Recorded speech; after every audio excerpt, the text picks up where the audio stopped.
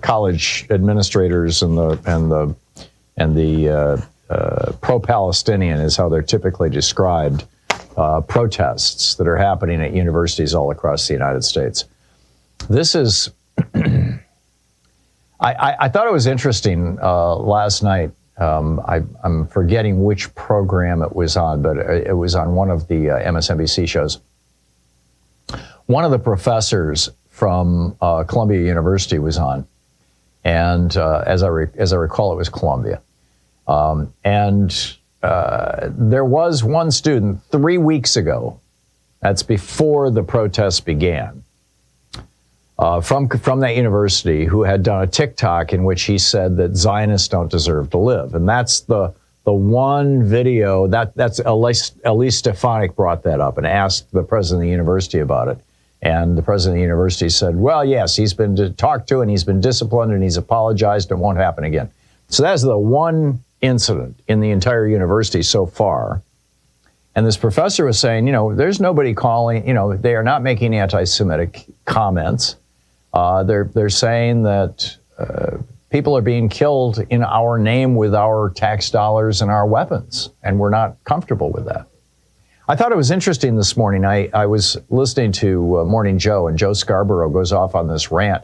He's quoting Bill Maher from his program on Friday night. And apparently Friday night, I haven't seen the show, but apparently Bill Maher did this little riff, kind of wagging his finger at the student protesters, saying, there's Myanmar is having a genocide, and China has 1 million people in prison, in their prison camps, the Uyghurs, and he goes through a list of horrible things. Syria just killed 1 million of their people. Horrible things happening all around the world. He says, why aren't you protesting them? And as he's going through the list, I'm going, because the U.S. isn't supplying the bombs. Because the U.S. isn't paying for the bombs in Syria. We're not paying for the bombs in China. We're not paying for the military in Myanmar. Literally every single one of the things that he went through is something that we're not paying for. We are paying for the death and destruction that's happening in Gaza. And it's so facile. It's so glib. It's so cheap to say, well, you're protesting the death of 32,000, largely innocent civilians in Gaza. Why aren't you protesting the death of people among the Uyghurs? Well, because we paid for that death in Gaza. And I was just astonished that Joe,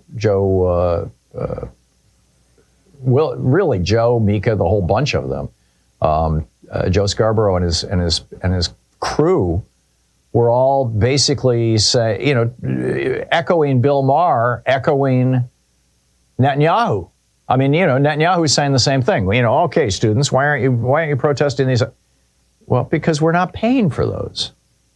Anyway, throughout the 60s and 70s, conservative activists led this counterattack against those of us who back in the 60s, by the 70s, I was married and running a business, but certainly in the 60s in the anti-war movement, we had conservatives saying that we were communists. We weren't. We were opposed to the war in Vietnam. And actually, SDS didn't even start out as an anti-war organization. The Port Huron Statement was written, when the Vietnam War was just a little tiny. We were just providing advisors at that time. And the Port Huron Statement was about racial harmony and economic justice, and basically ending apartheid in the United States. And then SDS, moved into the anti-war territory. But the college presidents went along with the right-wing meme. The right-wing meme was that we were trying to destroy education, that we were disrupting campuses, that, quack, quack, quack. And yes, sometimes we were, but usually in response to police violence. There was a big arrest at Michigan State University. 13 people got arrested, and students went out and overturned a couple of buses full of cops and occupied the campus for a week or two. I get that. I was one of those 13 people who got arrested. It was a big deal. They went after SDS, and it was like everybody was, and then as the campus was being occupied, the right wingers doubled down, tripled down on all this stuff. So anyhow, there's this article over at Alternet. It's from The Conversation. And, asking the question, is anti-Semitism the new communism? Because the vast majority, 99-point-something% of the people who are protesting at universities around the country are not spouting anti-Semitic talk. And in fact, the one incident that everybody has been talking about, this kill the Jews, it turns out in fact, there's video of this now that was provided by an organizer for Huskies for a Free Palestine. This was at Northeastern University. There's around 100 peaceful protesters, and one of the protest leaders said, here it is. Said, you repeat to me what I say to you. Got it? In other words, let's do a chant. And when she got up and said, let's do a chant, there was a person holding an Israeli flag, a counter-protester, a pro-Israel, anti-Palestinian protester, who shouted, kill the Jews. Anybody on board? Anybody on board? In other words, he's asking the crowd if anybody wants to join him in chanting, kill the Jews. He's one of the pro-Israeli protesters. And instead, they booed him off the stage, basically, or booed him. They said, no, we're not going to do that. But that chant was what was cited by the president of the university to call the police in to start beating on the heads of the protesters, who were not saying kill the Jews, who had booed down the pro-Israel guy who said kill the Jews. I mean, this is like right out of the 60s.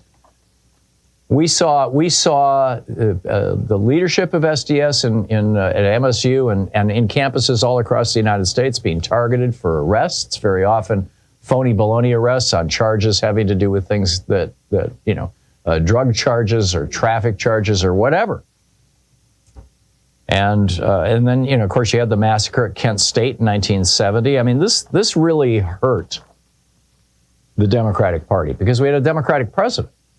Well, not in 1970, but, in the 60s. We had Lyndon Johnson, and that's why Hubert Humphrey didn't get elected in 68, because Richard Nixon succeeded in blowing up the Vietnam peace talks, and the protests continued. They were very polarizing. So the right is just running an old script here. And that old script is fundamentally dishonest. But that's what's going on, and I think it's very unfortunate.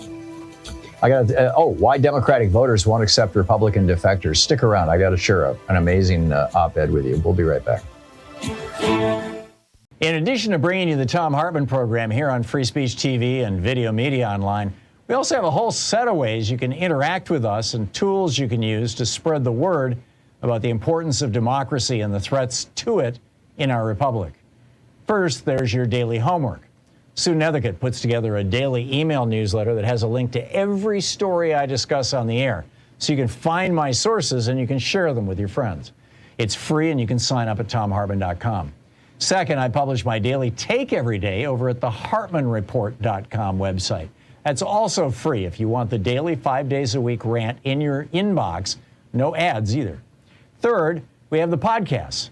There's the free 1-hour version of our daily show that's advertising supported. You can find that wherever you get your podcasts normally. And then there's also the podcast of the entire 3-hour show with no advertisements, and that's available by subscription over at thomhartmann.com. So check them all out at thomhartmann.com and hartmannreport.com.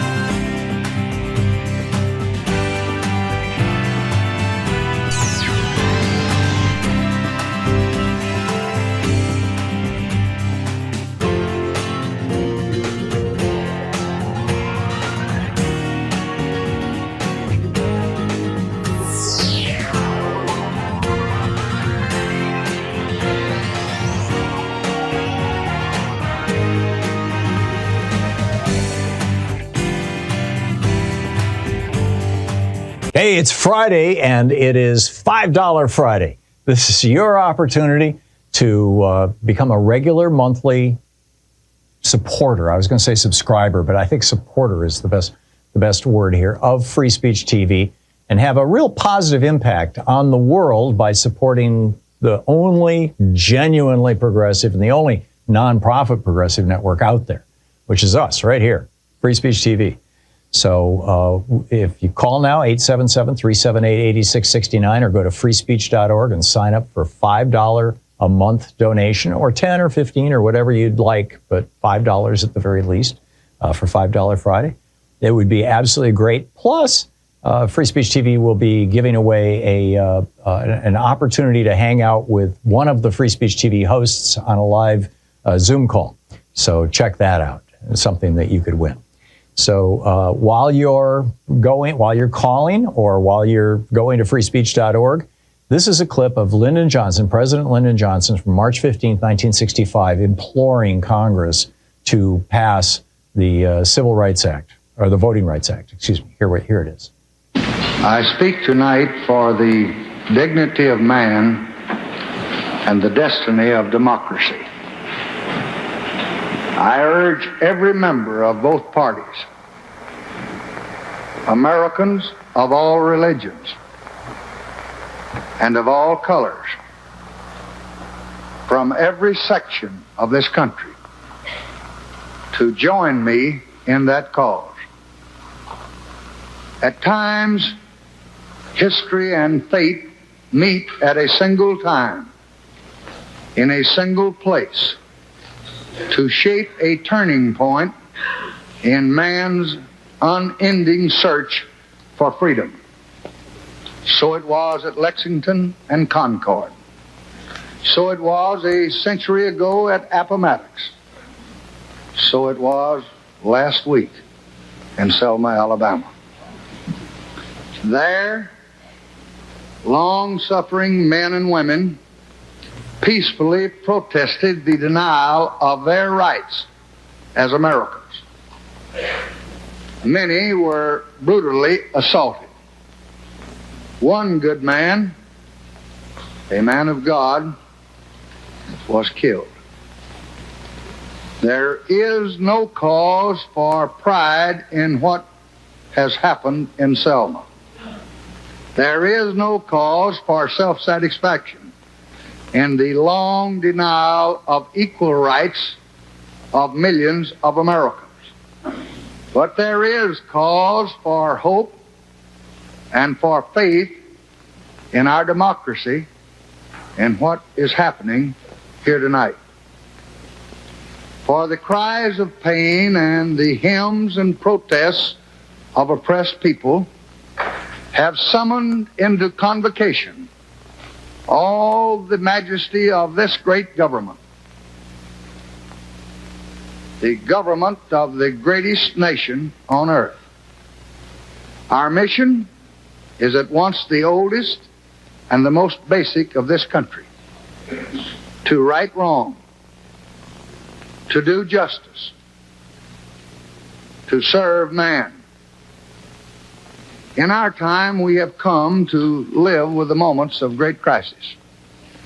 Our lives have been marked with debate about great issues: issues of war and peace, issues of prosperity and depression. But rarely in any time does an issue lay bare the secret heart of America itself. Rarely are we met with a challenge not to our growth or abundance, or our welfare or our security, but rather to the values and the purposes and the meaning of our beloved nation.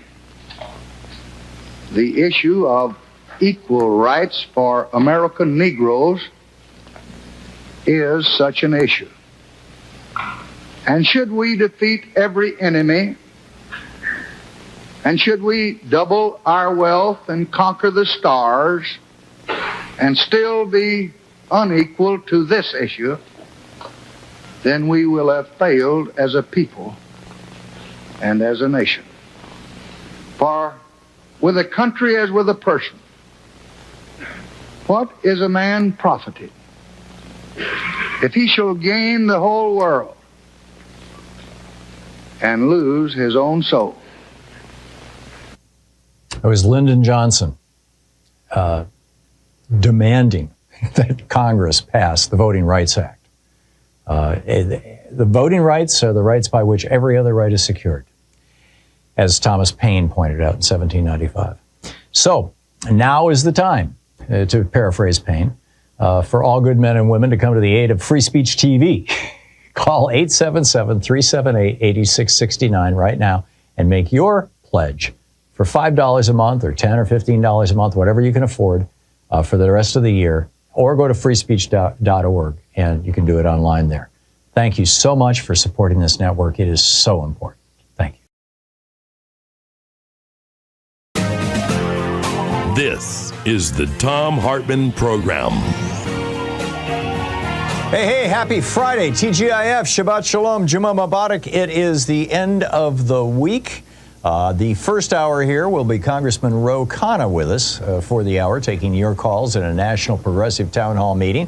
So if you want to get in line to speak with him, the number is 202-808-9925.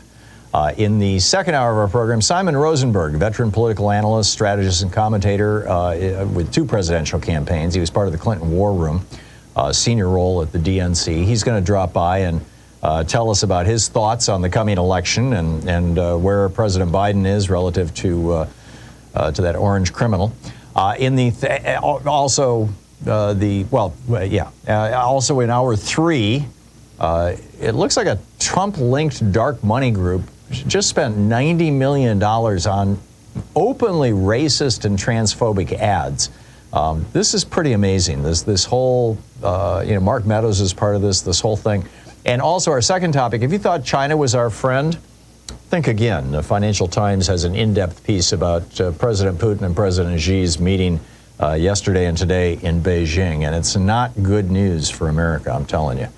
But let's start out with Congressman Ro Khanna. It's in our National Progressive Town Hall meeting. He represents the 17th District of California in the U.S. House of Representatives. He's vice chair of the Congressional Progressive Caucus. His website is khanna.house.gov. It's spelled Khanna. .house.gov. You can tweet him at Rep Ro, R-O, Rep Ro Khanna. And Congressman Khanna, welcome back to the program. What's on your mind on this beautiful morning, or afternoon, I guess, in D.C.? It's great to be back on. I was actually in Dearborn last night speaking to the Arab American Civil Rights League, to 600-700 Arab Americans about the importance of bringing the war to an end and releasing hostages, the importance of recognizing young people's anti-war advocacy and not demonizing America's youth while calling for a condemnation of anti-Semitism and Islamophobia. And today I head to Vermont to speak at the Vermont State Dinner, and then we'll be getting brunch with Senator Sanders. So it's a full weekend. That's marvelous. That's marvelous. What are your thoughts on the state of the election? We've got work to do. I mean, we've got work to do in driving the economic contrast. I, for the life of me, can't understand how we're down 10, 15 points on the economy when we know that Donald Trump's just going to get in there and give tax cuts and tax breaks to big oil and his corporate wealthy folks. And Joe Biden has actually been building the economy for the working class and middle class. But we've got to have a much stronger economic contrast. And then, I think we've got to go to college campuses and talk to young people and talk to college Democrats and not demonize young people. I mean, Democrats win elections when young people are inspired. Yeah, it certainly seems that way. I think you're absolutely right. I'm also curious to get your thoughts on what's going on in New York City with this trial with Donald Trump and so many of your colleagues showing up to violate the gag order and diss our criminal justice system. This seems to me like you have colleagues who are openly dismissive of the American system. Do they want to turn America into Russia? Is that what's going on here? I mean, it's embarrassing, and it would be comical if it weren't so serious. I have a rule in Congress that you just don't comment on ongoing judicial cases of anyone. And here they are basically inserting themselves and missing. They had to reschedule our oversight hearing to last night because half the committee wanted to go down to Donald Trump's trial. I mean, this is the United States Congress. It's not some high school class where you go and observe moot court. It's just become a clown show. Yeah, it is distressing. Lines are open, 202-808-9925. Congressman Ro Khanna taking your calls for the hour. Shall we pick up some calls, sir? Would love to. Okay, Chris in San Diego, you're on the air with Representative Khanna. Thank you for taking my call, Tom, and Mr. Ro Khanna. I would like to suggest that Democrats got to learn to change their branding. Instead of asking for student debt relief, why can't we just change it to a tax? They can write it off on their taxes. Then the Republicans can't vote against it. This is a stimulating tax relief. Is there any way we can do something like that? Yeah, it's not a bad idea. I mean, the challenge is, probably a lot of students don't have the ability to have that income. And the other thing is, if you're just writing it off on your taxes, you're not solving the biggest issue, which is the credit is being ruined and the debt on your credit. But, it's an intriguing idea, and maybe it could be a compromise position at least to try to get some progress. Yeah, it also doesn't solve the problem of not having the money in the first place, to recover at the end of the year from your taxes, even if it was a tax credit. My mom in the early 1940s went to college at Michigan State University, put herself through college as a lifeguard up in Charlevoix, Michigan. Going to college at MSU. I mean, you could do that back then. My dad went to college for free on the GI Bill. Do you see any possibility that we might get back to that? It was the Reagan administration that basically reversed this. It used to be 20% of the cost of college was paid for by tuition and 80% was paid for by various government grants. Now it's reversed. It's 80% is paid with tuition and 20% is government. Well, you're absolutely right to pin the blame on Ronald Reagan, and not just ideologically. I mean, it used to be to go to the UCs, even UC Berkeley, which is the crown jewel of the University of California system. Basically, it would cost about $500 a year, and they'd throw in the football tickets. And then Reagan came in, and he had massive state budget cuts, and that's what led to the explosion of the cost of college. And now in states, actually red states, and states that need the educational investment the most, it's sad that they're the ones having the cuts, the most severe cuts. And so I think that the only way we're going to restore this is to have the federal government help, and to say, if you want the federal government help to make public college free, you've got to, as a state, put in at least a third of the funding. And that's basically Bernie Sanders' free public college bill. Yeah, I mean, that's investing in our intellectual infrastructure. Patsy in Arroyo Grande, California, you are on the air with Congressman Khanna. Hi, Congressman. Thank you for listening to me.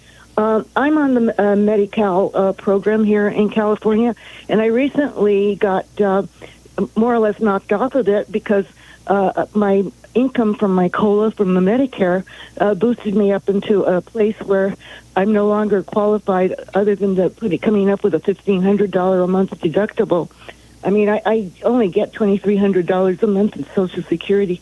How am I supposed to come up with $1,500? When are they ever going to raise, the minimum requirement for income? I'm 84 years old. It's kind of a slap across the face. Well, Patsy, I'm sorry you're going through that, and that is outrageous that at 84 you're having to call in to Thom Hartmann show worried about paying the bills to get basic health care. This is why we need to move towards Medicare for All, where we don't have any deductibles and zero premiums. And you say, well, how are you going to pay for it? Well, we can have people who are wealthy pay more, and everyone who can afford it can pay something which is going to be much less than the premiums and the deductibles that we face. And we need to increase Social Security. And you say, how are we going to pay for that? We scrap the cap. I mean, right now, you get no tax on income over $160,000. That is not fair. And I'm just sorry that our government has sort of let you down by not giving you sufficient Social Security and by not having health care after you've lived a long life of contribution. The Vice Chair of the Congressional Progressive Caucus, Congressman Ro Khanna, taking your calls for the hour. It's 15 minutes past the hour. We'll be right back with more of your calls from Representative Khanna.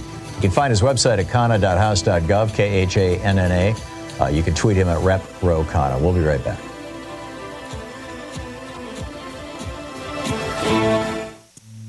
This is the Thom Hartmann Program.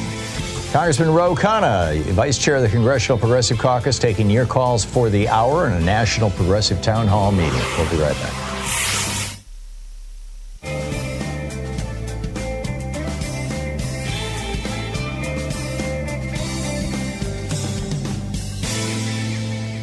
And welcome back. Maverick in Edmonds, Washington. You're on the air with Representative Khanna.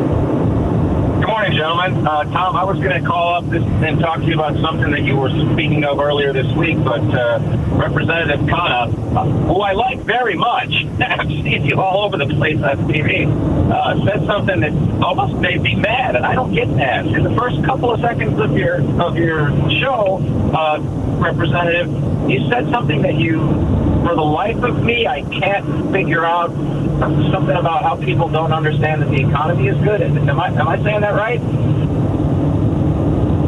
Yes. No, I said that we need. I think what I said is that we need to make sure that we make a contrast with Donald Trump on the economy. That we're losing on the economy because we haven't driven a hard enough contrast with what Donald Trump would do or what Joe Biden would do for working families. I mean, obviously, people are hurting with the cost of gas and the cost of food and the cost of rent. I don't think we can just say everything is great in America, but we can say that Joe Biden would do much better for working and middle-class families. Okay, because I think that's I was mistaken, but I think that's the message. Yes, by the numbers, the economy is good, but the cost of living is terrible. It's terrible, and I think that's the key that the Democrats need to focus on. And sorry if I wasted your time, but y'all have a great day and keep up the good work, gentlemen. No, I appreciate it. I agree with you, and I think that we have to acknowledge people's anger, frustration, hardship, but then drive a clear contrast and not be losing on the economic message to Donald Trump, because Donald Trump's going to do nothing in terms of improving the cost of rent or improving the price of groceries for ordinary families. Jerry in Ontario, California. You're on the air with Congressman Khanna. Yes, Congressman, I would suggest that we make the VA director Barbara Lee, because she's the only one that voted against sending these people off to get wasted. We went to Vietnam. We knew we were losers when we went. They didn't. They thought they had some cause. So I just wanted to put that out. And let me give you a Gandhi quote, just a one-liner. Do not crave to know the views of others, nor base your intent thereon. To think for oneself is a sign of fearlessness. These young people stuck in flat screen, that's the quote they need to understand. Thank you, Jerry. Well, look, Jerry, I appreciate your admiration and respect for Barbara Lee. I was supporting her for the Senate race in California. I was very proud of doing that. And I think she belongs in the cabinet, whether it's at VA or at HUD. She has public service left in her, and she'd be a fine addition to a second Joe Biden term. Yeah. Do you know if she's not running for re-election, right? She can't, because you have to choose in California. You can only run one right. or the other. So she ran for the Senate. So do you know what her future plans are? I think my sense is she'd be very open to serving in the administration, and I think she'd be terrific at the UN. I think she'd be terrific at HUD. I mean, the VA is a possibility, but I think she'd be a great addition to Biden's cabinet at a senior level. Yeah, I agree. She's a brilliant, extraordinary, insightful, person. 19 minutes past the hour. Congressman Ro Khanna with us for the hour, taking your calls. We'll be back with more of your questions for Congressman Khanna in 60 seconds. Stay tuned.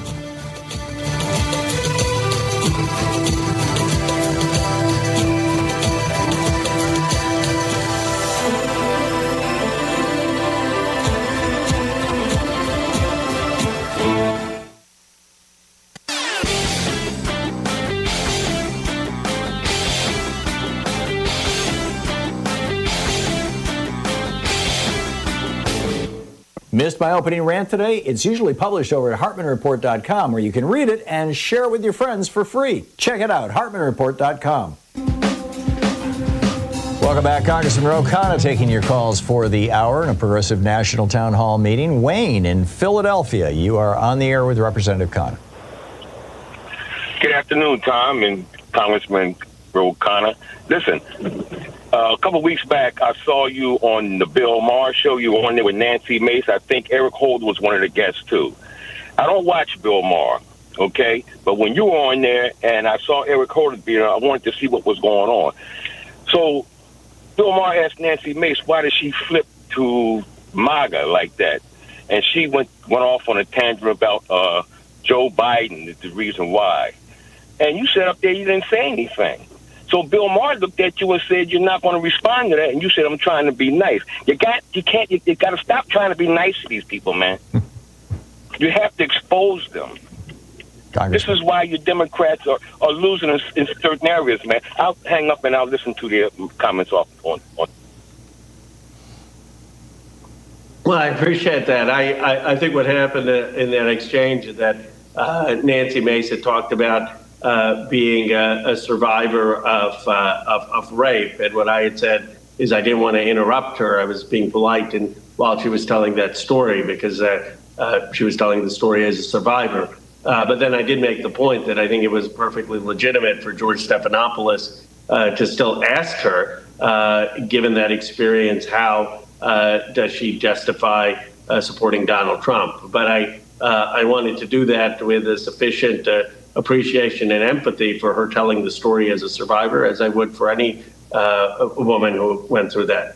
Yeah, and I would add, I don't know if this was the situation, but I've been on Bill's show 4 times, and he basically looks at you by way of kind of giving you permission to speak.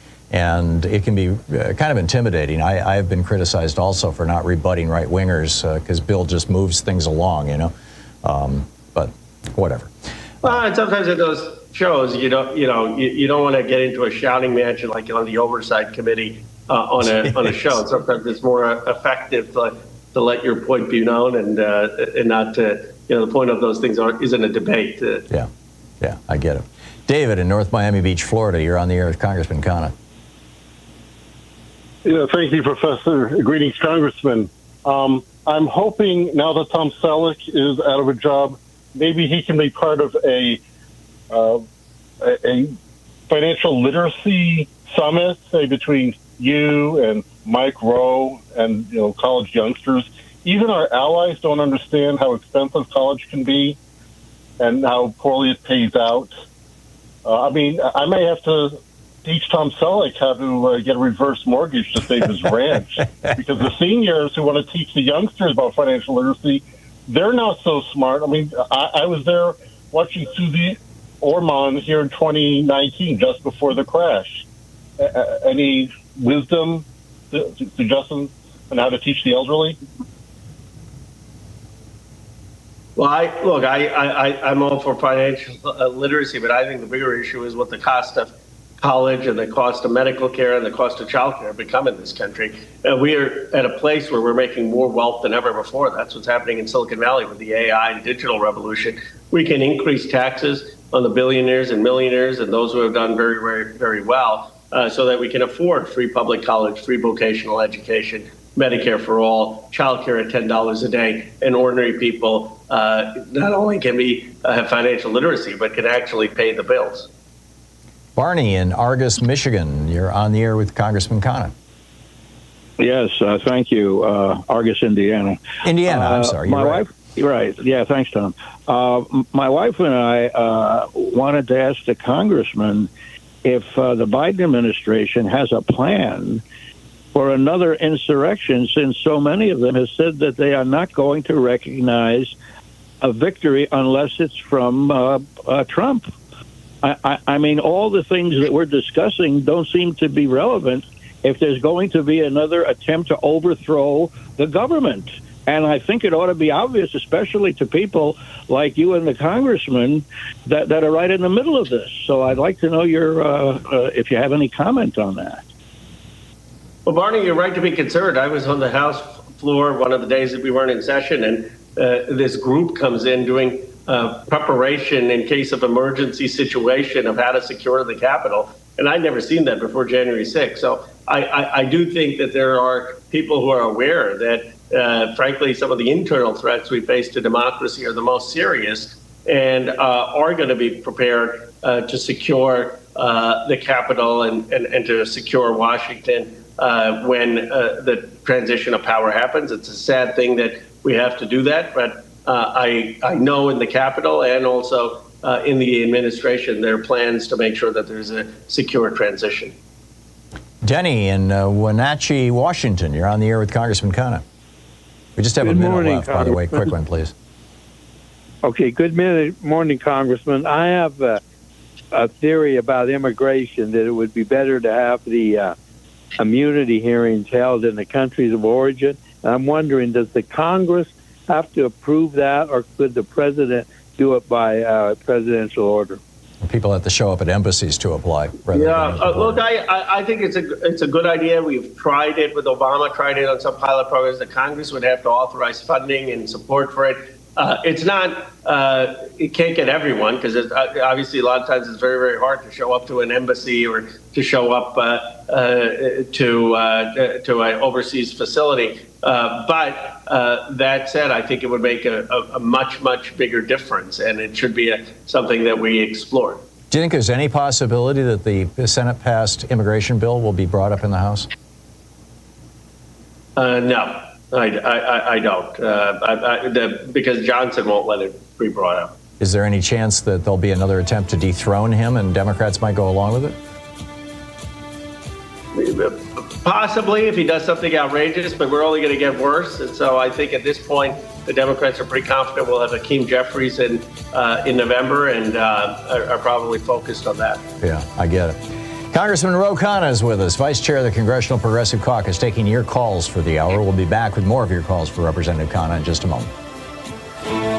You're listening to the Thom Hartmann Program. Call 202-808-9925.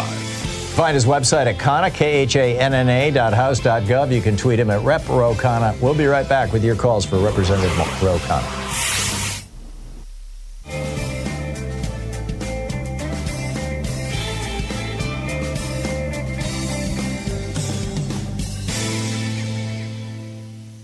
Hey, it's Friday, and it is $5 Friday. This is your opportunity to become a regular monthly supporter. I was going to say subscriber, but I think supporter is the best word here, of Free Speech TV, and have a real positive impact on the world by supporting the only genuinely progressive and the only nonprofit progressive network out there, which is us right here, Free Speech TV.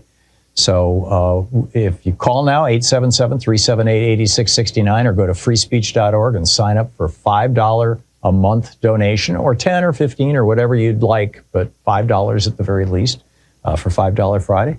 It would be absolutely great. Plus, Free Speech TV will be giving away an opportunity to hang out with one of the Free Speech TV hosts on a live Zoom call. So check that out. It's something that you could win. So while you're calling, or while you're going to freespeech.org, this is a clip of Lyndon Johnson, President Lyndon Johnson, from March 15, 1965, imploring Congress to pass the Civil Rights Act, or the Voting Rights Act. Excuse me. Here it is. I speak tonight for the dignity of man and the destiny of democracy. I urge every member of both parties, Americans of all religions and of all colors, from every section of this country, to join me in that cause. At times, history and fate meet at a single time, in a single place, to shape a turning point in man's unending search for freedom. So it was at Lexington and Concord. So it was a century ago at Appomattox. So it was last week in Selma, Alabama. There, long-suffering men and women peacefully protested the denial of their rights as Americans. Many were brutally assaulted. One good man, a man of God, was killed. There is no cause for pride in what has happened in Selma. There is no cause for self-satisfaction in the long denial of equal rights of millions of Americans. But there is cause for hope and for faith in our democracy and what is happening here tonight. For the cries of pain and the hymns and protests of oppressed people have summoned into convocation all the majesty of this great government, the government of the greatest nation on earth. Our mission is at once the oldest and the most basic of this country: to right wrong, to do justice, to serve man. In our time, we have come to live with the moments of great crisis. Our lives have been marked with debate about great issues: issues of war and peace, issues of prosperity and depression. But rarely in any time does an issue lay bare the secret heart of America itself. Rarely are we met with a challenge not to our growth or abundance or our welfare or our security, but rather to the values and the purposes and the meaning of our beloved nation. The issue of equal rights for American Negroes is such an issue. And should we defeat every enemy, and should we double our wealth and conquer the stars and still be unequal to this issue, then we will have failed as a people and as a nation. For with a country as with a person, what is a man profited if he shall gain the whole world and lose his own soul? It was Lyndon Johnson demanding that Congress pass the Voting Rights Act. The voting rights are the rights by which every other right is secured, as Thomas Paine pointed out in 1795. So now is the time, to paraphrase Paine, for all good men and women to come to the aid of Free Speech TV. Call 877-378-8669 right now and make your pledge for $5 a month or $10 or $15 a month, whatever you can afford for the rest of the year, or go to freespeech.org and you can do it online there. Thank you so much for supporting this network. It is so important. Thank you.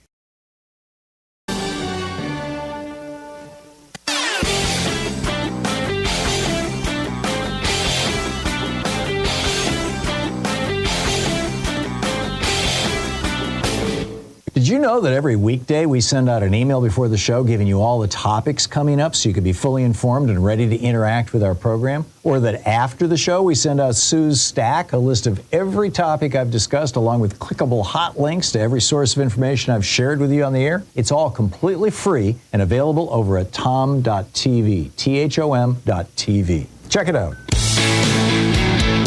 Welcome back. Congressman Ro Khanna taking your calls for the hour. Charles in Vancouver, you're on the air with Representative Khanna.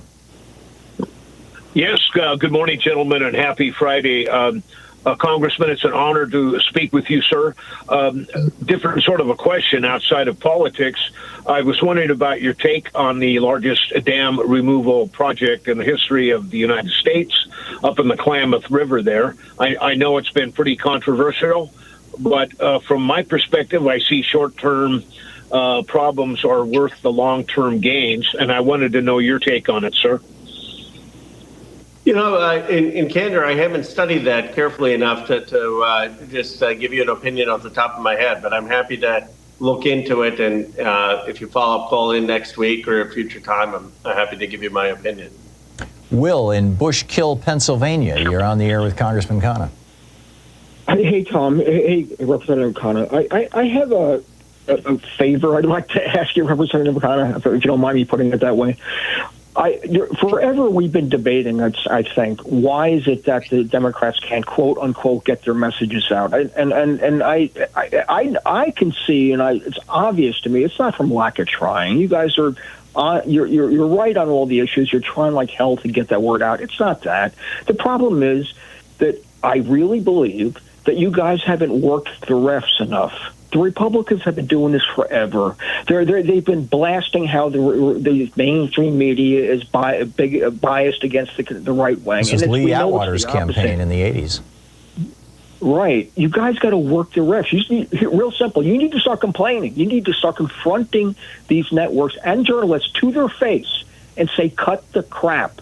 Stop shilling for Republicans. I know that's hard to say, and I know there's a reluctance because it's going to make you seem like you're complaining, but you have to do it. Anyway, that's my thought for the day.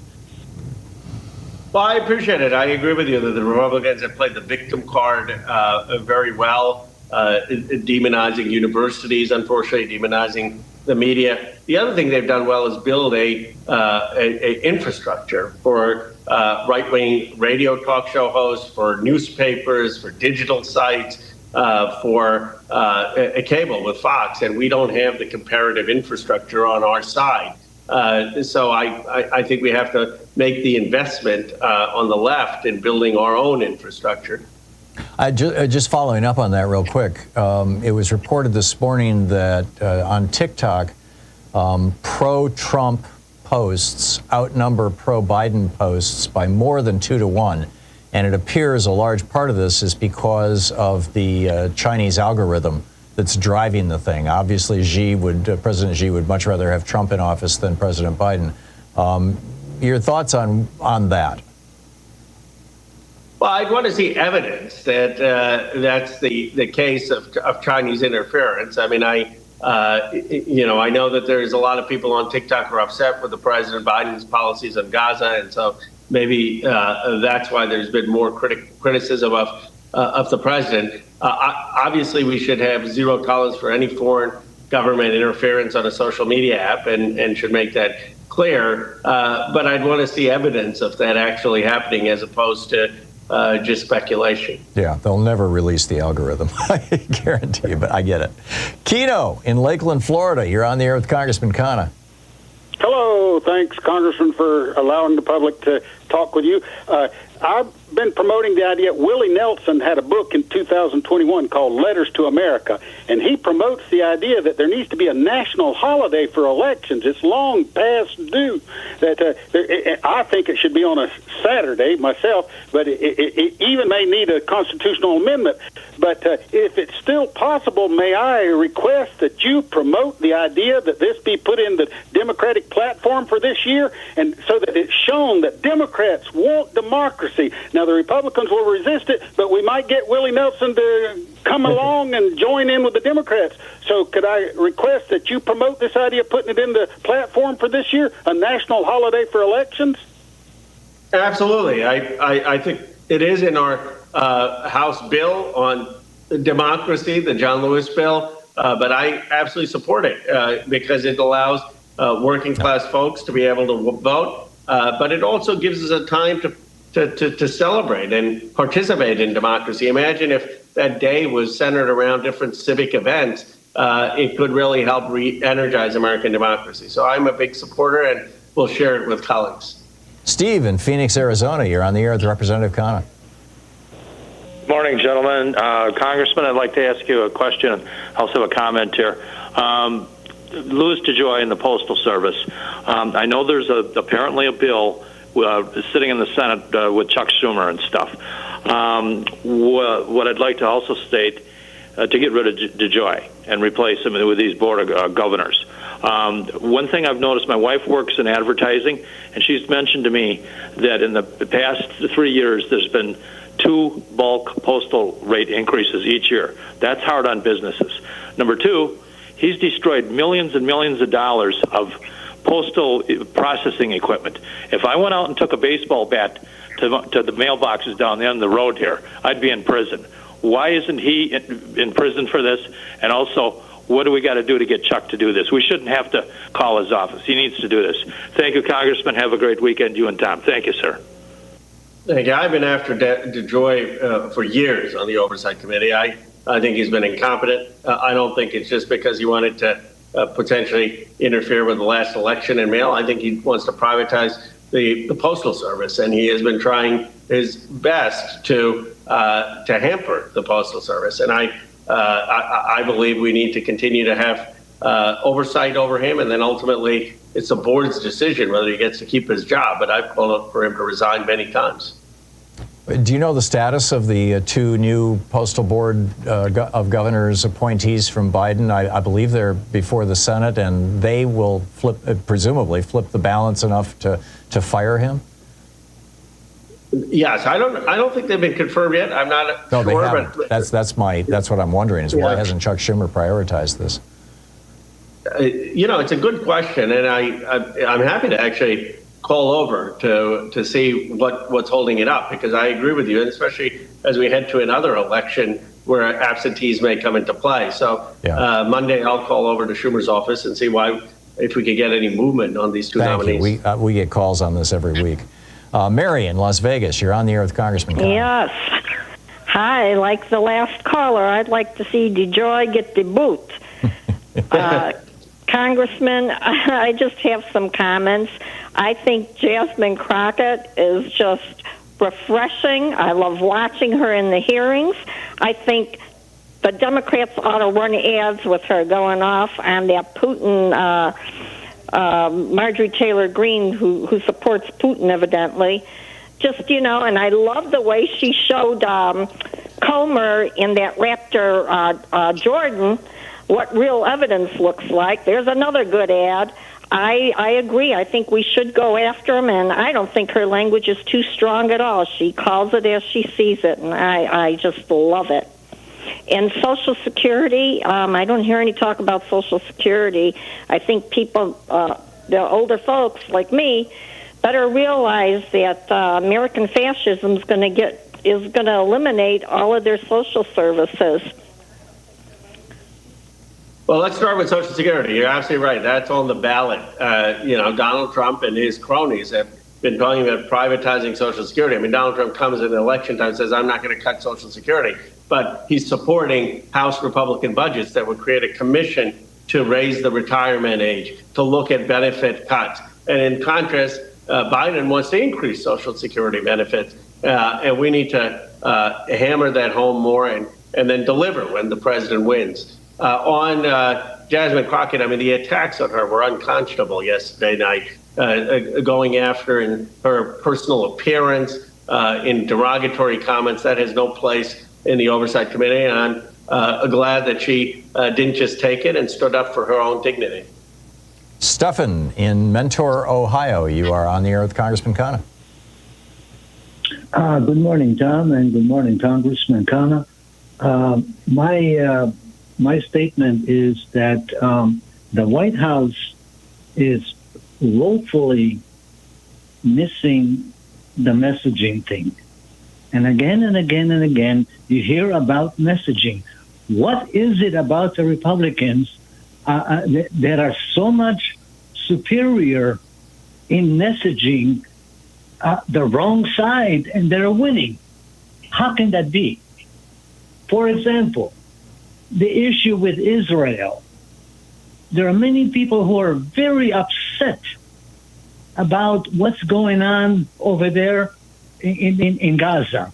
And the distinction lies in the fact that the message ought to be, we are supporting Israel, and that is evident, but it's Netanyahu that's the problem. It's not Israel that's the problem. It's Netanyahu. Congressman. Let's have a look. The Republicans have an easier job to do. It's always easier to be the party that says, let's just have tradition. Let's not have government. Let's blame and scapegoat other people for the problems. There's no imagination. It's appealing to people's grievance and anger. The Democrats have to say, no, we have a aspirational, hopeful message. We understand that the society is changing, but here are the ways that we're going to make the future in that society better. That requires more skill. That's why it usually requires people of Obama's talent or John F. Kennedy's talent or FDR's talent to win, because you're trying to move for a programmatic change in society, as opposed to just saying, well, everything used to be great and we don't need government. So we have a more complex message, and that means we need to do a better job of explaining it. But the bar is higher for what we're trying to do than someone just coming in and saying, let's just go back to how things were and let's blame others for our problems. Congressman Ro Khanna, Vice Chair of the Congressional Progressive Caucus, representing the 17th District of California in the U.S. House, taking your calls for the hour. We'll be back with more of your calls for Representative Khanna in just a moment. Stay with us. You're listening to Thom Hartmann. Visit ThomHartmann.com for audio and video archives. Khanna.house.gov on the internet. Rep Ro Khanna on Twitter. We'll be back with your calls for Representative Khanna in just a moment.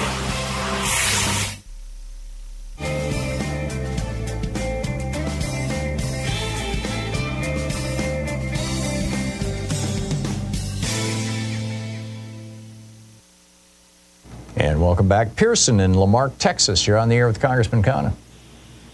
Good morning, gentlemen. And I think Congressman Ro Khanna nailed it on the head just a moment ago when he said that on the other side, they don't have to do any work. They lack imagination, and that's right up their alley. So here's my thought, not for the day, but for the decade. How about we use a little rhetorical judo on them? They love to frame lots of things in terms of national defense and national security, right? So going back to when I was a high school junior and senior, we had this thing called the National Defense Student Loan Program. We justified that public money on the back of the idea that it's national defense, national security, and that's true in a way. So why not frame that kind of permanent funding program for college tuition and community college tuition and vocational training for our citizens, because it's a defense security issue. And I want to see the Republicans fight back on that. What do you think about that, Congressman?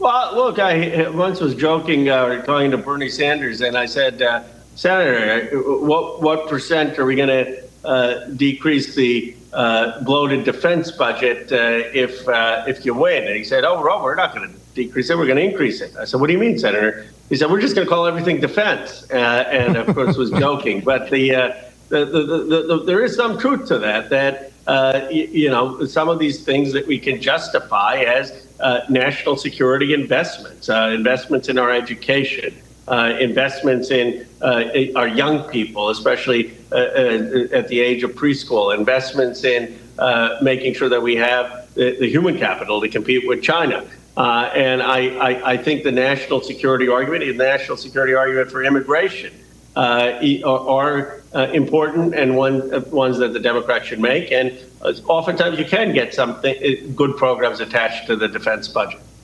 Carol in Coeur d'Alene, Idaho. You're on the air with Congressman Khanna. Good morning, Tom. Good morning, Representative Cohen. I'm so sick. I always want to say Representative Ro. Anyway, easier to say. But I wanted to say really quick, you have been working really well with getting that post office to Joy out. And I'm going to go one step up past the word hamper. That's one of the words you had used. I went to mail a regular card just last week. I had to go and travel to get to a standalone little box outside the grocery store. He had ordered somebody to weld the opening shut. I was just there the week before. I have to travel now because we can't count on the mail being actually delivered to our box.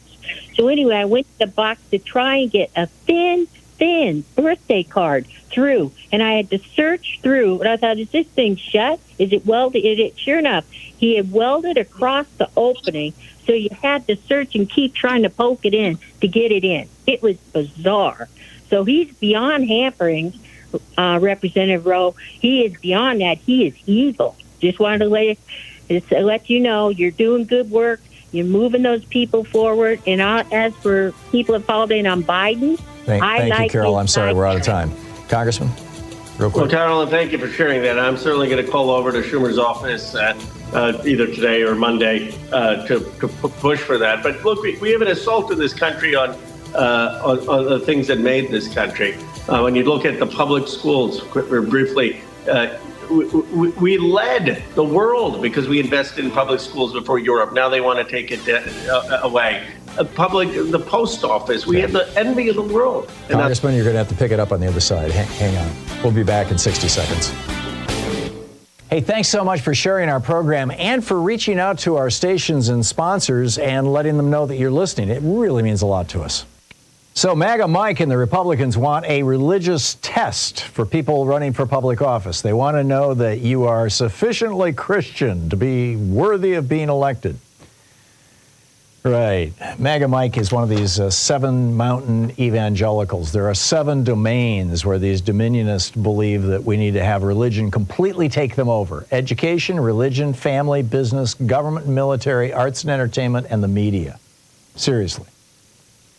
This is not what Jesus was preaching when he said, give unto Caesar what is Caesar and unto God what is God's. This is the opposite, in fact, of what Jesus was teaching. It's the opposite of Matthew 25, where Jesus said the only way to get to heaven is by feeding the hungry, healing the sick, helping the poor. This is counter-Christian, anti-Christian, in fact. In fact, I think you could say it is the Antichrist's work. There's a piece about it over at HartmannReport.com. Check it out.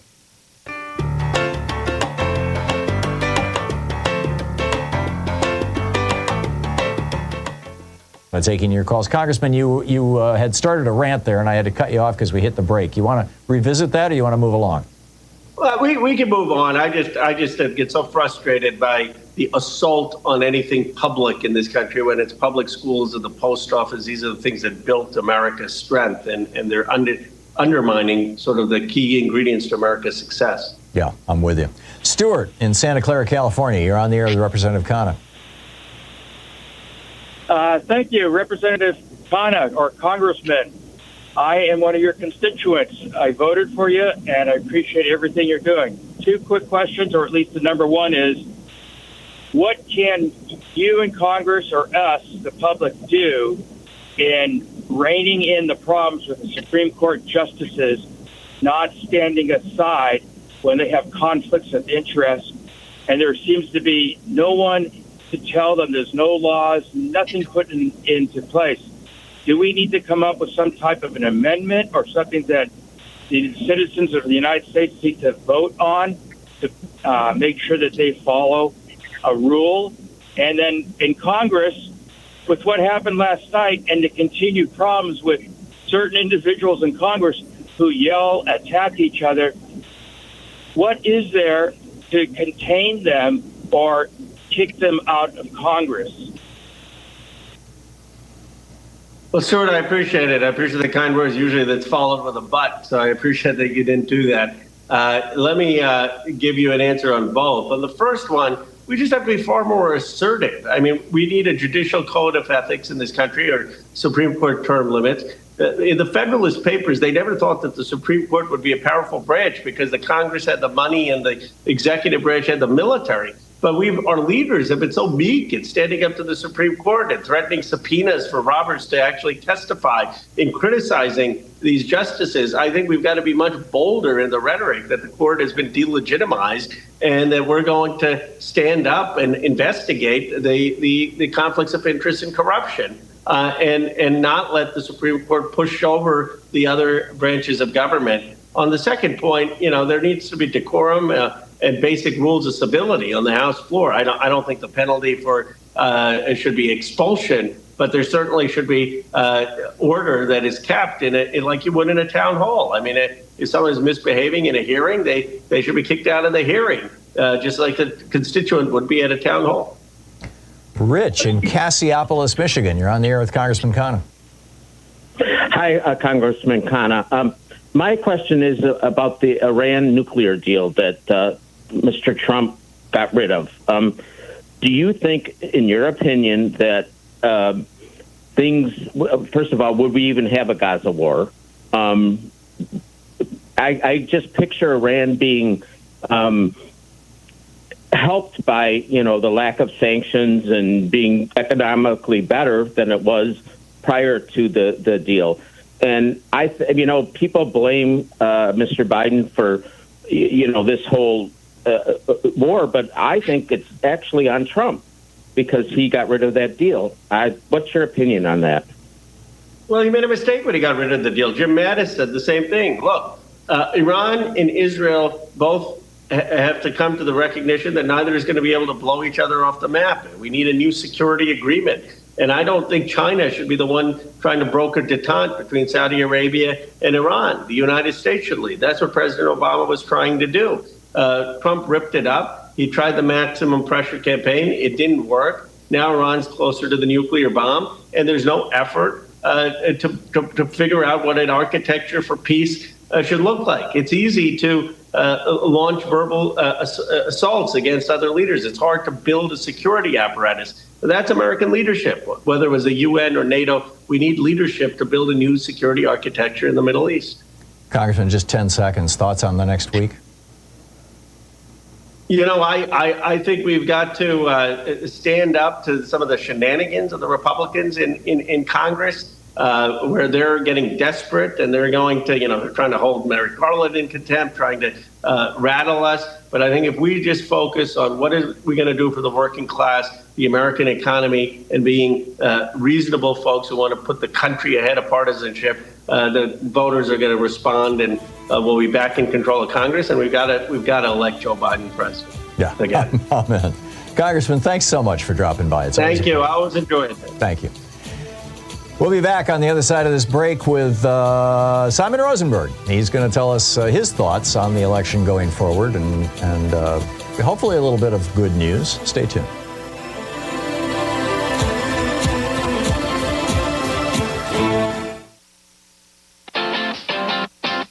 You're listening to Thom Hartmann. In addition to bringing you the Thom Hartmann Program here on Free Speech TV and Video Media Online, we also have a whole set of ways you can interact with us and tools you can use to spread the word about the importance of democracy and the threats to it in our republic. First, there's your daily homework. Sue Nethercutt puts together a daily email newsletter that has a link to every story I discuss on the air, so you can find my sources and you can share them with your friends. It's free and you can sign up at thomhartmann.com. Second, I publish my daily take every day over at the hartmannreport.com website. That's also free if you want the daily 5 days a week rant in your inbox. No ads either. Third, we have the podcasts. There's the free 1-hour version of our daily show that's advertising supported. You can find that wherever you get your podcasts normally. And then there's also the podcast of the entire 3-hour show with no advertisements, and that's available by subscription over at thomhartmann.com. So check them all out at thomhartmann.com and hartmannreport.com.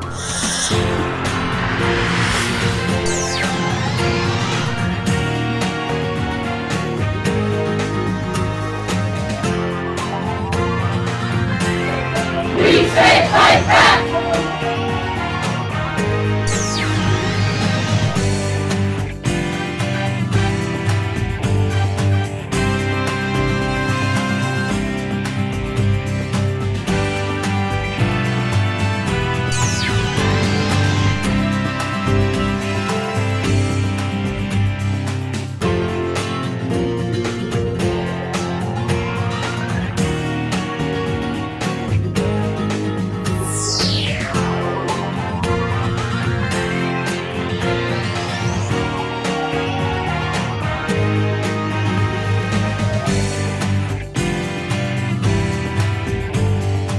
Hey, it's Friday, and it is $5 Friday. This is your opportunity to become a regular monthly supporter. I was going to say subscriber, but I think supporter is the best the best word here, of Free Speech TV and have a real positive impact on the world by supporting the only genuinely progressive and the only nonprofit progressive network out there, which is us right here, Free Speech TV.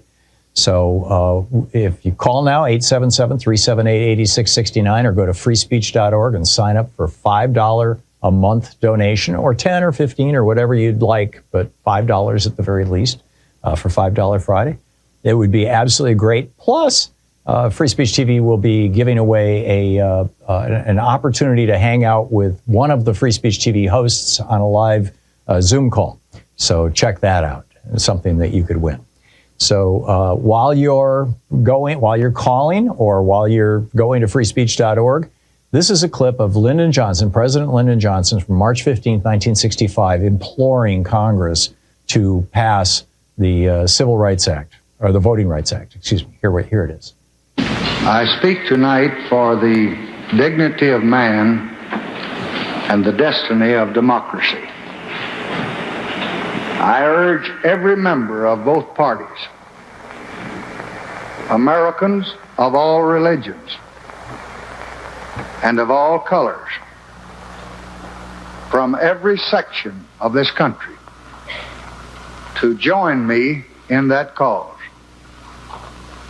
At times, history and fate meet at a single time, in a single place, to shape a turning point in man's unending search for freedom. So it was at Lexington and Concord. So it was a century ago at Appomattox. So it was last week in Selma, Alabama. There, long-suffering men and women peacefully protested the denial of their rights as Americans. Many were brutally assaulted. One good man, a man of God, was killed. There is no cause for pride in what has happened in Selma. There is no cause for self-satisfaction in the long denial of equal rights of millions of Americans. But there is cause for hope and for faith in our democracy and what is happening here tonight. For the cries of pain and the hymns and protests of oppressed people have summoned into convocation all the majesty of this great government, the government of the greatest nation on earth.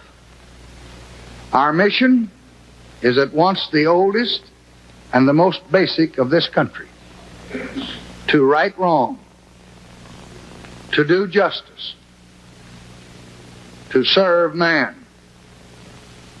In our time, we have come to live with the moments of great crisis. Our lives have been marked with debate about great issues of war and peace, issues of prosperity and depression. But rarely in any time does an issue lay bare the secret heart of America itself. Rarely are we met with a challenge, not to our growth or abundance, or our welfare or our security, but rather to the values and the purposes and the meaning of our beloved nation. The issue of equal rights for American Negroes is such an issue. And should we defeat every enemy, and should we double our wealth and conquer the stars and still be unequal to this issue, then we will have failed as a people and as a nation. For with a country as with a person, what is a man profited if he shall gain the whole world and lose his own soul. It was Lyndon Johnson demanding that Congress pass the Voting Rights Act. The voting rights are the rights by which every other right is secured, as Thomas Paine pointed out in 1795. So now is the time, to paraphrase Paine, for all good men and women to come to the aid of Free Speech TV. Call 877-378-8669 right now and make your pledge for $5 a month or $10 or $15 a month, whatever you can afford for the rest of the year, or go to freespeech.org and you can do it online there. Thank you so much for supporting this network. It is so important. Thank you.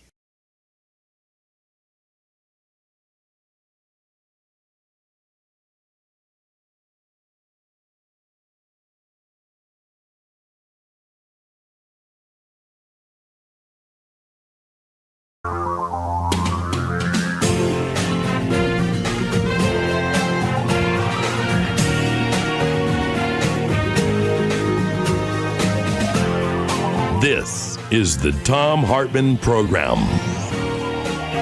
Welcome to the second hour of our program. One of my favorite Substack newsletters is Hopium Chronicles. You can find it at Hopium, Hopium, Chronicles.com. It's published by a veteran political analyst, a strategist and commentator. He worked on 2 presidential campaigns. He was in the Clinton war room, senior roles with the DNC, the DCCC, the NDN, and one of the only ones who got the 2022 predictions right. It's Simon Rosenberg is the author, and Simon is with us today. Simon, welcome to the program. I love your newsletter. I love the upbeat, optimistic perspective. I hope you're not just engaging in happy talk here. Tell me why I should not be panicked right now, or at the very least, why there's a possibility we can pull this thing out, given all the bad news in the New York Times polls and all that kind of thing. Yeah, I mean, listen, Tom, first of all, thank you for just being a warrior for so many years now, and it's just a pleasure to be here today. I'm a big fan and an admirer. So, and listen, I think here's my basic take on the election, right, is that Joe Biden is a good president. The country is better off. We have a very strong case for re-election. The Democratic Party is strong. We've been winning elections all across the country. We're raising tons of money. And the party's pretty fired up as we go into the general. And then the question is, what do they have? What do the Republicans have? They have Trump, who's the ugliest political thing that any of us have ever seen, and a party that looks far more like a raging dumpster fire than a well-oiled political machine. And I think that when you push all that forward, as in the next 5.5 months as we go deeper into this election, I would much rather be us than them. And I'm very optimistic that we're going to win the election.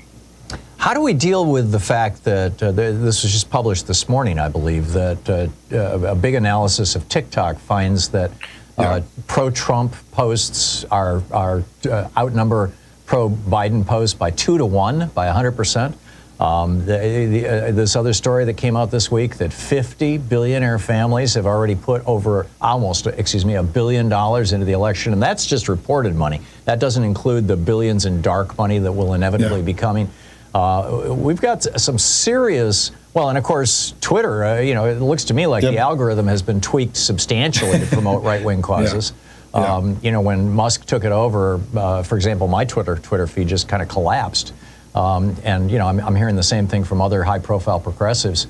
What do we do about this? Or do you think we can overcome these structural disadvantages? It's a great question, and I think it's very important to be balanced and understanding about this structural place that we're in. And let's just spend a few minutes talking about it, because this is really important. And in many ways, this is more important than the polling, because what the polling is showing us that it's a close election. Trump isn't ahead. He's not winning.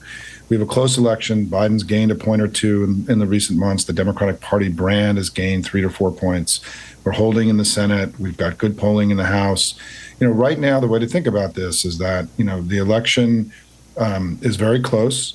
They don't have large in the battleground states, I don't believe, right, looking at the polling. And what we do together could make the difference between us winning and losing this election. It's, I think what's important about American politics now is that all of us have more capacity to do. It's not just giving money, it's making phone calls and writing postcards and texting and canvassing and all the work. This is part of the reason we've been outperforming expectations so much in recent years, is because of all of you. I mean, all the people who are listening and watching today who've been, making sure, doing the work to make sure their democracy doesn't slip away. And this is sort of our superpower. So first of all, I think we're in the process of building the most powerful democratic political machine that we've ever had. People are giving, because of the fear of loss of democracy and the stripping of rights and freedoms away from more than half the population 2 years ago, that we're seeing unprecedented amounts of money going into our system. And what that's doing is that it's allowing us to build the biggest and most powerful campaigns that we've ever had, allowing us to control the information environment, allowing us to push our performance on the ground and our GOTV operations to places that we've never been able to go. And it's a central reason why in places like the New York 3 Tom Suozzi race, all the polls had us winning there by 2 to 3 points. We won by 8 points. And it's because we have this extra sort of supercharger now, passionate, patriotic Americans who are doing the work. They are going to bring it, right? Like I talk about politics like being a basketball game. The other team's going to score.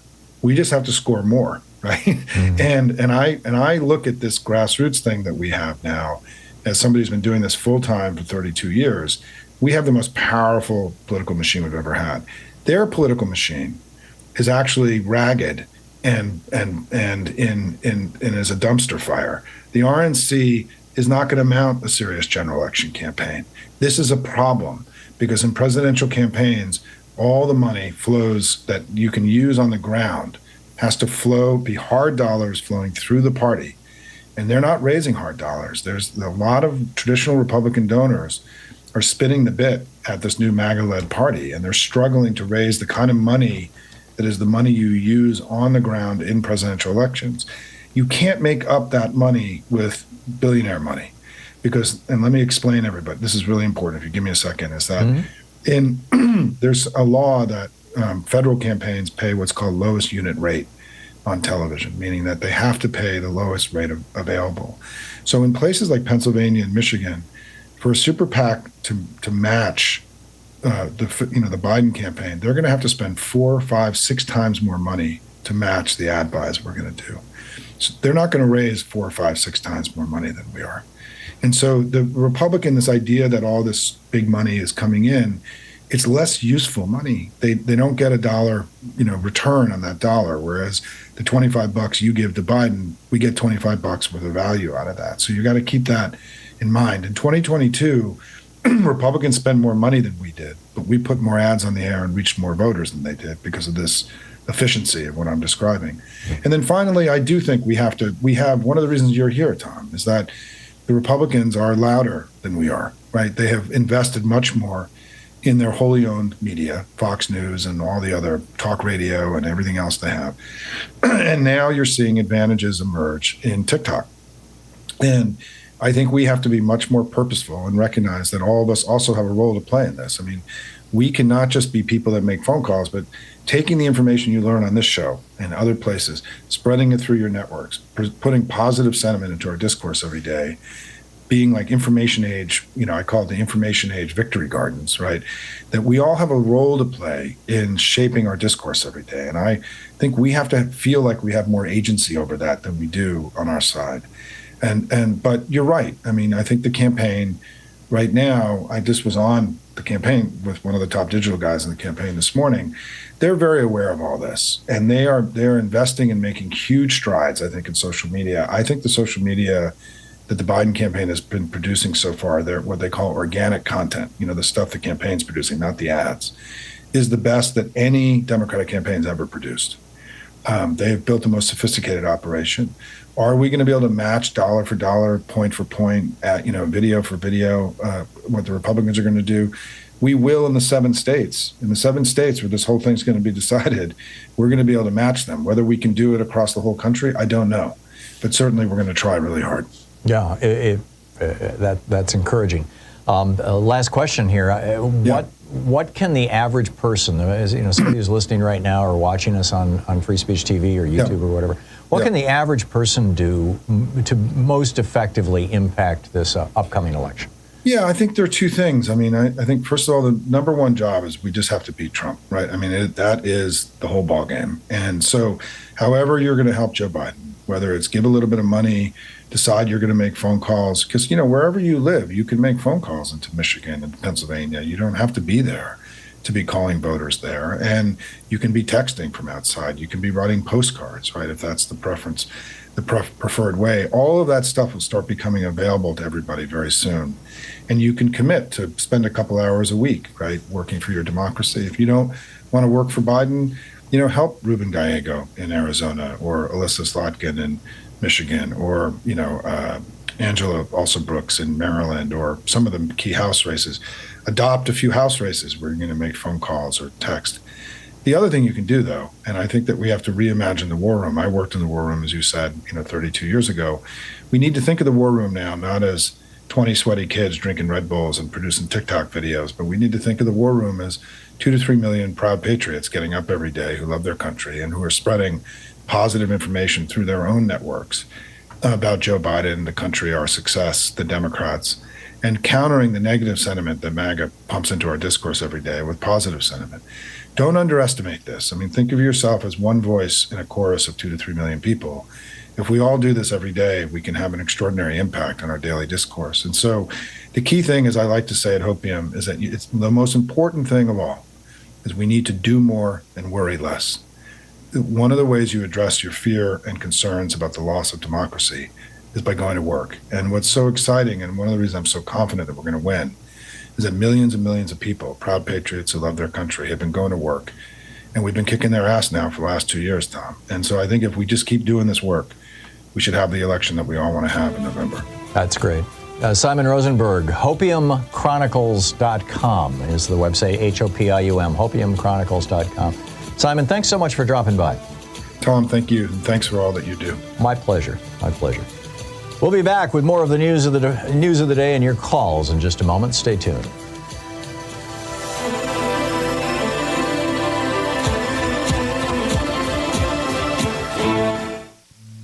This is the Thom Hartmann Program. It's Talk Media for the sane among us. Yes, we're still here. There are some of us who are still sane. We'll be right back.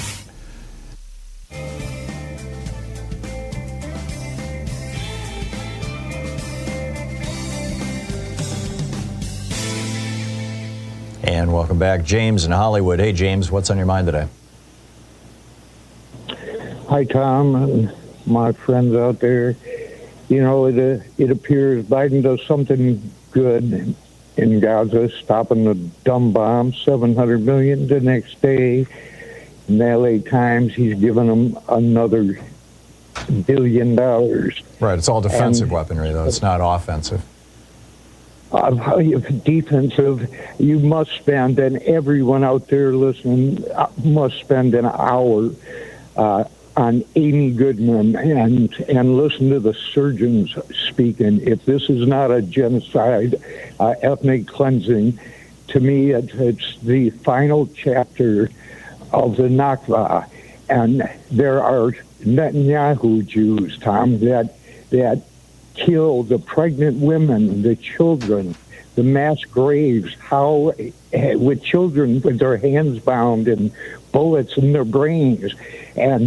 And those bullets are paid for by you and I. And it's sad. It must be stopped. Young people are against it because I believe there can be peace on Earth. This planet could be a paradise. Who wants to burn humans alive? I get it. So what's your point, James? My point is, thank you so much for having Jayapal on, Congresswoman, and Coper's sister gets in, and I'm going to try. At least she's doing something. We have to try something. I got it. James, thank you. I appreciate your passion and share it. Thank you. Hunter in Klamath Falls, Oregon. Hey, Hunter, what's on your mind today? Well, the Red Brigade, the Red Tie Brigade, I could not believe that. But they're blatantly showing us their colors. Oh, it's like you're talking about Squeaky Johnson here. Yes. The cult followers, just like the Manson girls held vigil outside Charles Manson's trial here. Now we've got Squeaky Johnson and his Republican chorus holding vigil outside Trump's trial. Well, and basically, if you think of the old Soviet Union, we called them Reds. Well, obviously MAGA and the Freedom Caucus are basically backing Putin. They're backing Netanyahu. Putin's backing Netanyahu. He wants all this problem to come on to Biden. Trump, these young kids, they don't realize that Trump is for Netanyahu. Trump is for Putin. I mean, you can see the connection. But anyway, Reverend, I tell you, what we need is ERA. We got to ratify the ERA, the Democratic Party. It's already been ratified. It's all set to go. Well, the problem is that the courts have held it up because of a Republican lawsuit. And I think it's working its way up to the Supreme Court. I could be wrong, but I believe that that's where it's at. Oh, gosh. Anyway, I do believe we have. I love that guy you just had on, Simon Rosenberg. Yeah, he was wonderful. Yeah, I have hope. I really do believe that our country will go the right way. The people I meet out here are really thinking that way. And I loved Chino's idea about the National Boat Day, too. Yeah, Willie and Dolly. I'm with you. Hunter, thank you very much. I got to run, but thank you. 21 minutes past the hour. We'll be back with more of the news of the day and your calls in just a moment. Stay tuned. It's Anything Goes Friday.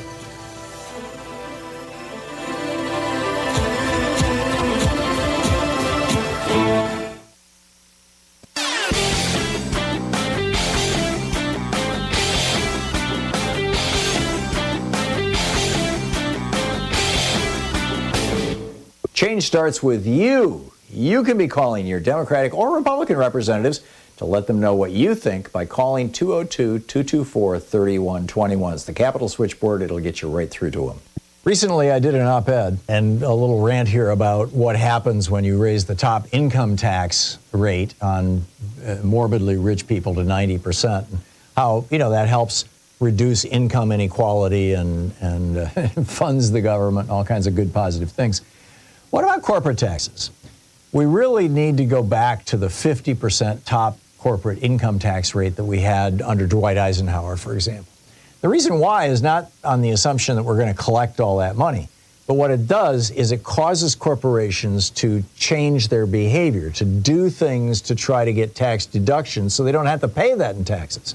And what are the main things they do? They develop new products. They do research and development. They become more competitive. They open up new stores. They pay their employees better. They offer better benefits. All of these things are 100% tax deductible and thus lower their corporate income taxes and help out America. You can read all about it over at HartmannReport.com.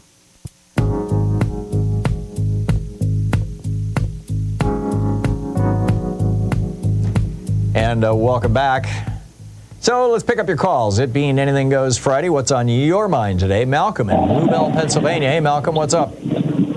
Yes, Tom, just to piggyback on the USPS system, recently I had jury duty. Right. Recently I had jury duty, and now this isn't my first time serving on a jury, but this time around it implores you to actually go to the website, and it has in bold letters, "Do not mail." Oh, really? Because even the government doesn't trust the post office anymore now that Louis DeJoy has blown up over $100 million sortie machines? And the fact that it has a self-stamped envelope included, it still suggests in bold print, go to the website. Wow. Also, I participated in a bike-a-thon in New York City and had to travel to New York to pick up the pamphlets, the credentials, because they would not mail it.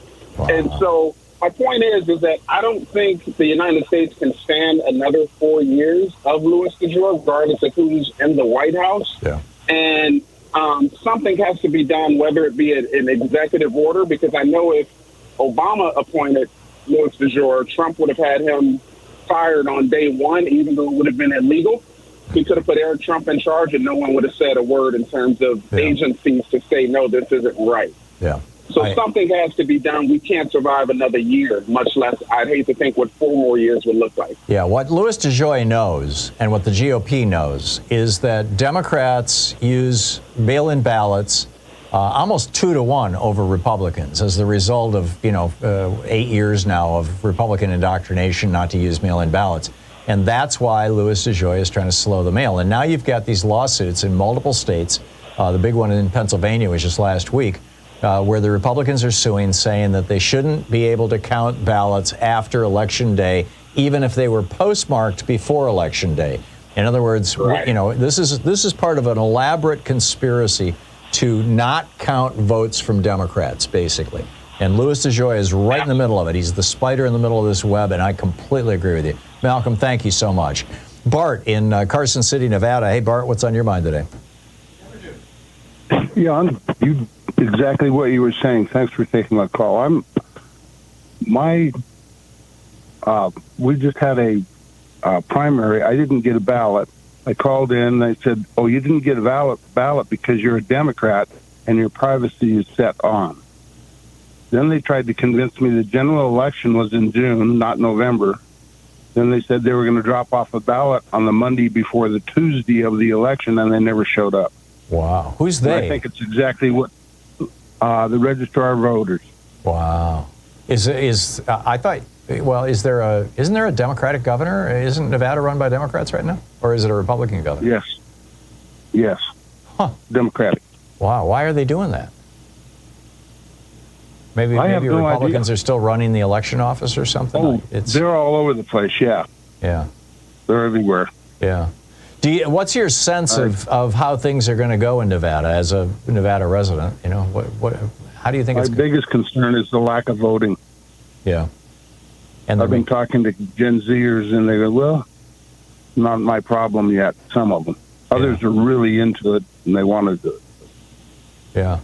I'm white and I'm retired, and I think they're discriminating against anybody that's Democratic when they start saying the general election's in June. Yeah, you think? Amazing, yeah. That's remarkable. A side note: when I refer to a lot of people now, I don't use Democratic or Republican. I just call them Ovulites or not. By Ovulite, it's AU as in gold, and Veal as in VEAL. Okay. All right, got it. Golden calf. Yeah. Okay, bye. Golden calf. There you go. Bart, thank you so much. We'll be right back. It's 27 minutes past the hour. Anything Goes Friday. I'm picking up your calls. Stay with us.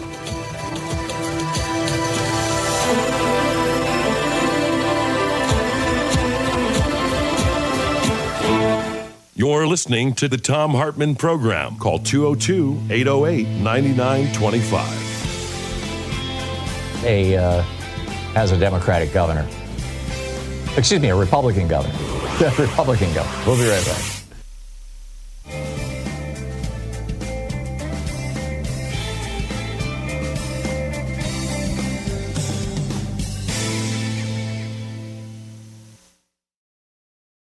Hey, it's Friday, and it is $5 Friday. This is your opportunity to become a regular monthly supporter. I was going to say subscriber, but I think supporter is the best word here, of Free Speech TV, and have a real positive impact on the world by supporting the only genuinely progressive and the only nonprofit progressive network out there, which is us right here, Free Speech TV. So if you call now, 877-378-8669, or go to freespeech.org and sign up for $5 a month donation, or 10 or 15 or whatever you'd like, but $5 at the very least for $5 Friday. It would be absolutely great. Plus, Free Speech TV will be giving away an opportunity to hang out with one of the Free Speech TV hosts on a live Zoom call. So check that out. It's something that you could win. So while you're calling, or while you're going to freespeech.org, this is a clip of Lyndon Johnson, President Lyndon Johnson, from March 15, 1965, imploring Congress to pass the Civil Rights Act, or the Voting Rights Act. Excuse me. Here it is. I speak tonight for the dignity of man and the destiny of democracy. I urge every member of both parties, Americans of all religions and of all colors, from every section of this country, to join me in that cause. At times, history and fate meet at a single time, in a single place, to shape a turning point in man's unending search for freedom. So it was at Lexington and Concord. So it was a century ago at Appomattox. So it was last week in Selma, Alabama. There, long-suffering men and women peacefully protested the denial of their rights as Americans. Many were brutally assaulted. One good man, a man of God, was killed. There is no cause for pride in what has happened in Selma.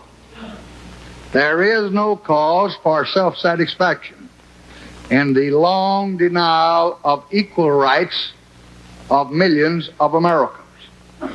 But there is cause for hope and for faith in our democracy and what is happening here tonight.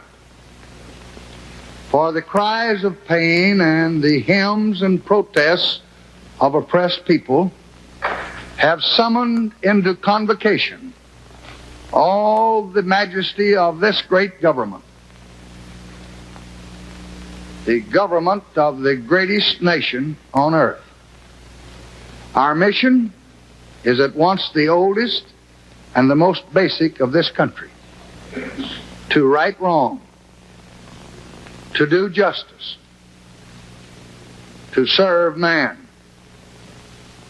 In our time, we have come to live with the moments of great crisis. Our lives have been marked with debate about great issues: issues of war and peace, issues of prosperity and depression. But rarely in any time does an issue lay bare the secret heart of America itself. Rarely are we met with a challenge not to our growth or abundance, or our welfare or our security, but rather to the values and the purposes and the meaning of our beloved nation. The issue of equal rights for American Negroes is such an issue. And should we defeat every enemy, and should we double our wealth and conquer the stars and still be unequal to this issue, then we will have failed as a people and as a nation. For with a country as with a person, what is a man profited if he shall gain the whole world and lose his own soul? It was Lyndon Johnson demanding that Congress pass the Voting Rights Act. The voting rights are the rights by which every other right is secured, as Thomas Paine pointed out in 1795. So now is the time, to paraphrase Paine, for all good men and women to come to the aid of Free Speech TV. Call 877-378-8669 right now and make your pledge for $5 a month or $10 or $15 a month, whatever you can afford for the rest of the year, or go to freespeech.org and you can do it online there. Thank you so much for supporting this network. It is so important. Thank you.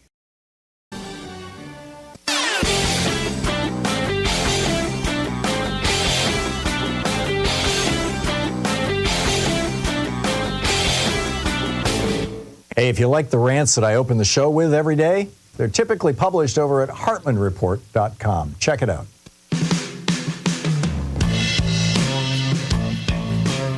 And welcome back. Anything Goes Friday, picking up your calls here. John in Los Angeles. Hey, John, what's up? Tom, you're a national treasure. Oh, thank you. What's on your mind? I believe you have some people in your audience who want to learn about the Antichrist. It's been a topic of conversation on this show before. I even wrote an op-ed about it once. Why? I'm probably the best person to tell you about it. I've been a New Deal Democrat my entire adult life. I'm also an enlightened Christian and advanced Bible student. A little over 5 years ago, I was scratching my head wondering what about this unbelievable level of hypocrisy among American Christians. Not long after that, I found something in the Bible very interesting. This scripture is talking about the period of time we're in, possibly going back 4 years. Anyway, it's been happening. The reason I know that is there's a conflation here of three things: the man of lawlessness, the delusion, which partially answered my original question, and the big lie.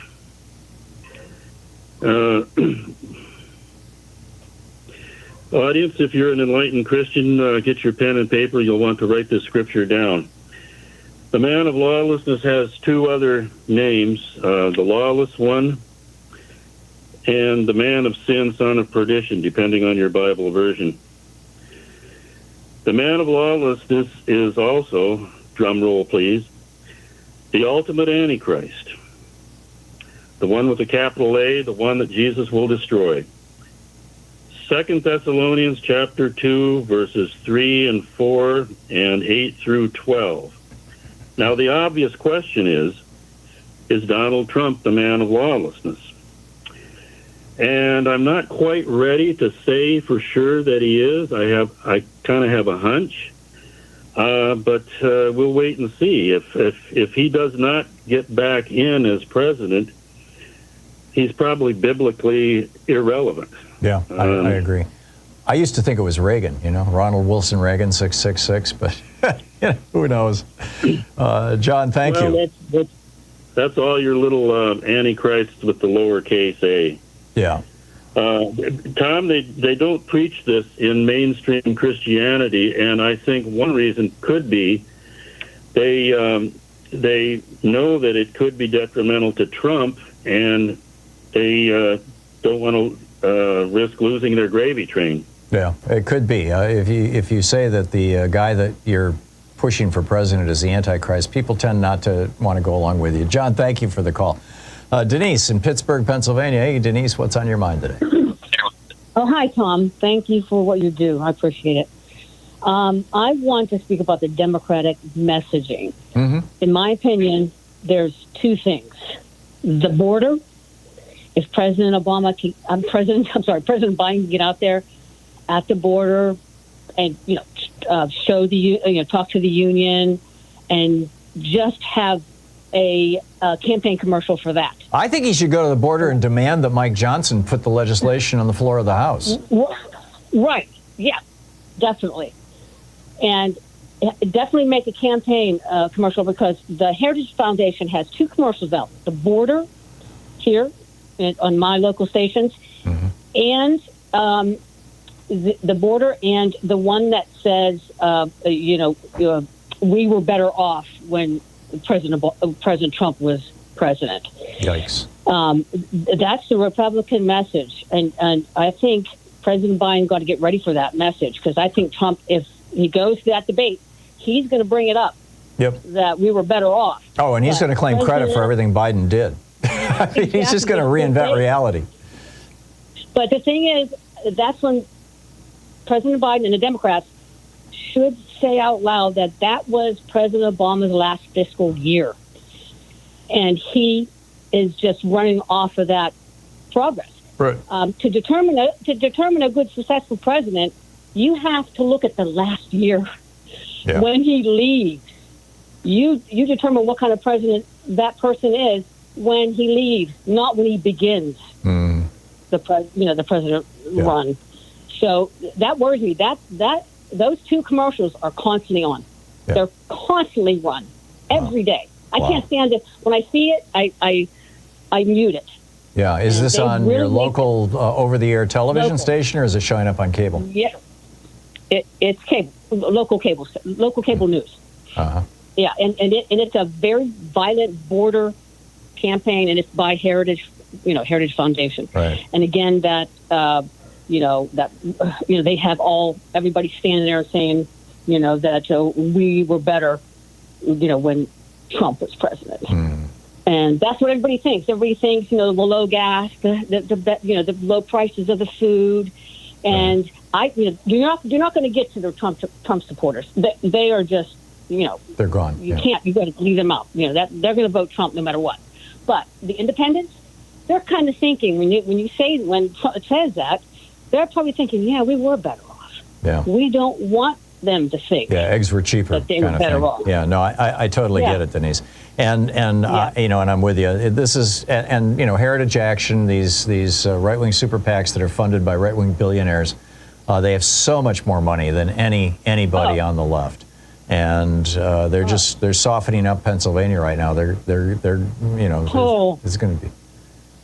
Yeah, I'm keeping track. Like, I don't turn it on during the day because I don't watch any news during the day. I listen to you, and I read Heather Cox Richardson. And I'm on a personal website. I'm not website, a messaging site with like 30 people across the United States. So we talk among each other. But I'll tell you what, those I'm going to keep track and watch every day just to see if they keep playing it, and repeating it.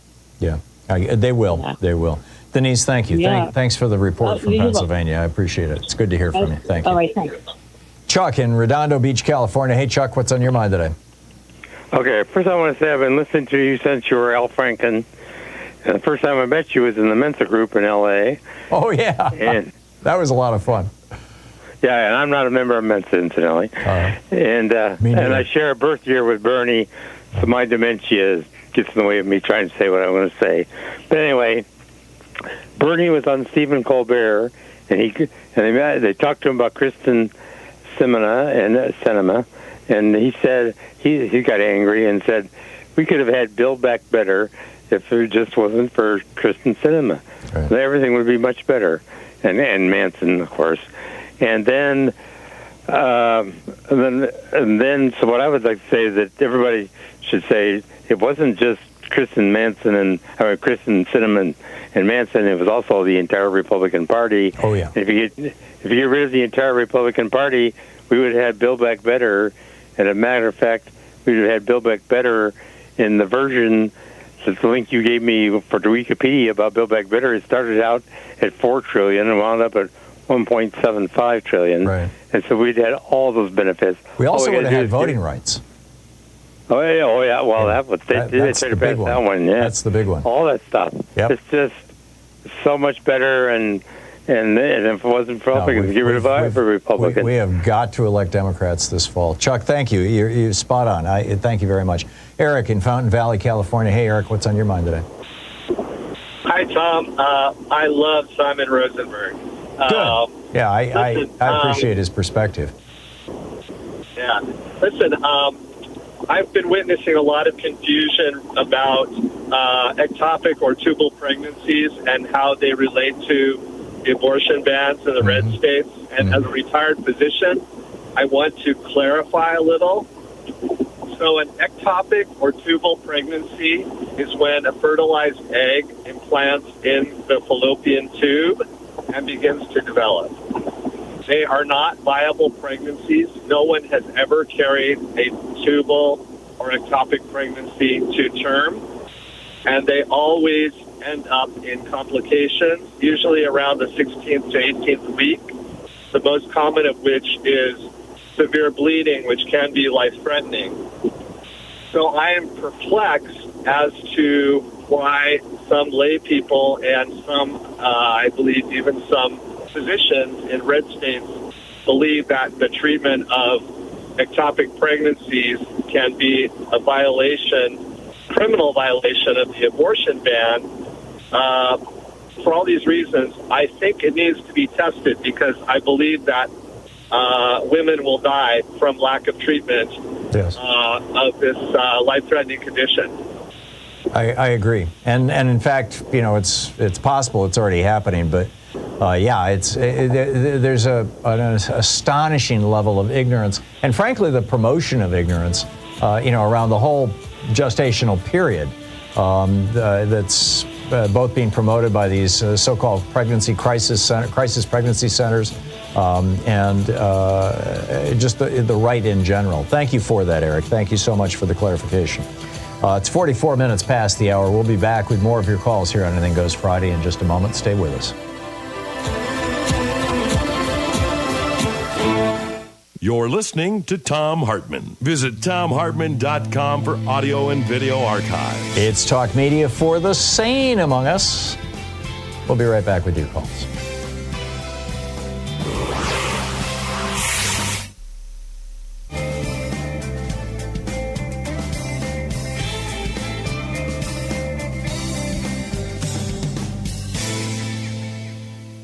And welcome back, Bobby in La Puente, California. Hey, Bobby, what's on your mind today? Hey, hello, everyone. Your audience, your the honorary Teamsters helping you there. Anyway, I got a story on Medicare. We have to protect it. I had a scary episode. Vivian is diabetic.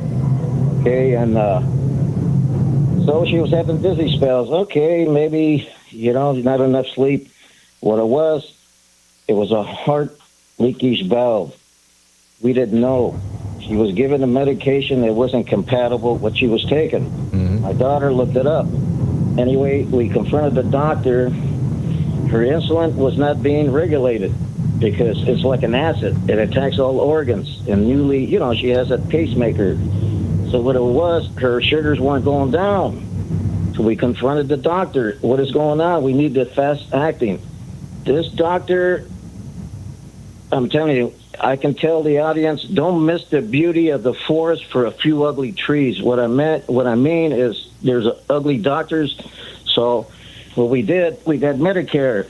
We filed a complaint. I got me a Teamster lawyer. I'm going to get at this doctor. So what Vivian did, follow directions from a nurse. Go to the doctor and ask for this specific, medicine. Mm-hmm. So she did. And then told Vivian, who do you think you are, a doctor?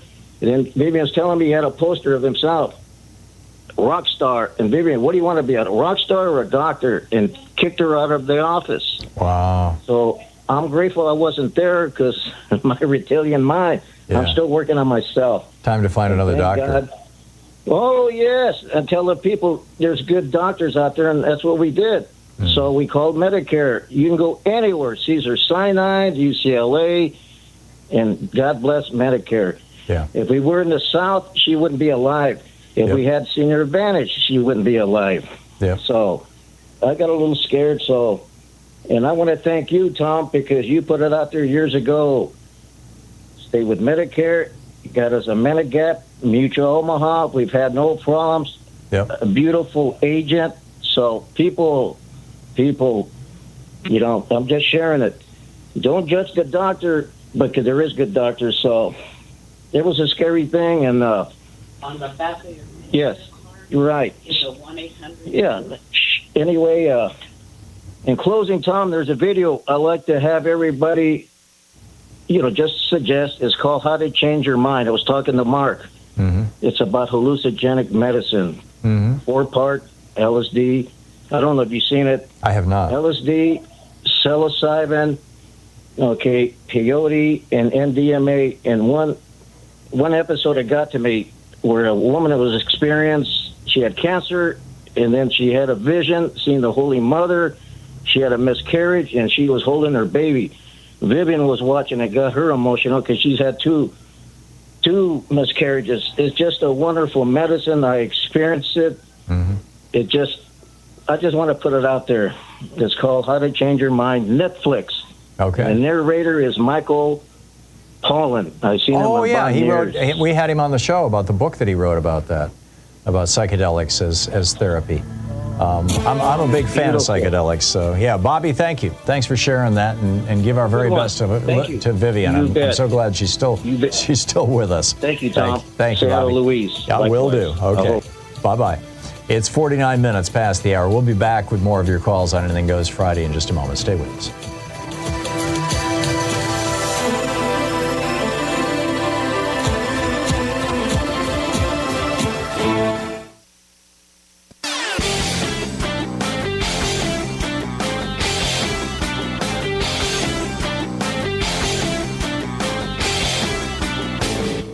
Help support Progressive Radio. If you're listening to us on a commercial station, call their advertisers and let them know you're listening. If you're listening to us on Pacifica, one of our many nonprofit stations, please support them when they do their fundraising drives. Thanks for supporting Progressive Talk Radio and tag you're it. So a lot of people are wondering, why is it in America that we can't have nice things? Why don't we have, the same things every other democracy has? Every other democracy in the world has a national health care system of some form, and everybody is covered. We don't. We've got 27 million uninsured people and over 100 million underinsured people. Why is that? Why is it that every other country in the world offers college education very inexpensively, if not for free, and for here you go to debt? Why is it that we've got our public schools crumbling and other countries are doing well?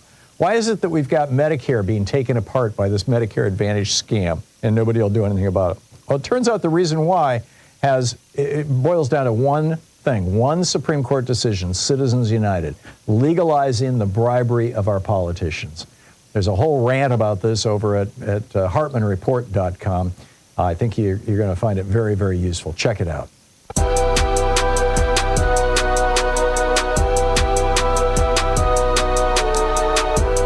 Welcome back. Picking up your calls here on Anything Goes Friday. Kevin in Durham, North Carolina. Hey, Kevin, what's up? Hey, Tom. Just wanted to give you an update on what the Republicans around here are up to. The latest is the Senate passed a bill to ban all mask wearing in public.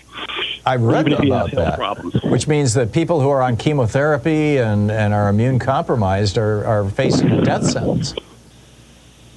Yeah, so I didn't know if you knew about that or not. So, and it just, once again, every day I shake my head as to why people vote Republican, because it's just like they're not interested in helping anybody. They just want to hurt people. Yeah. And they don't even follow their own ideology. They love to talk about small government, but this is not small government. Right. Banning books is not small government. Banning drag shows, LGBTQ, DEI.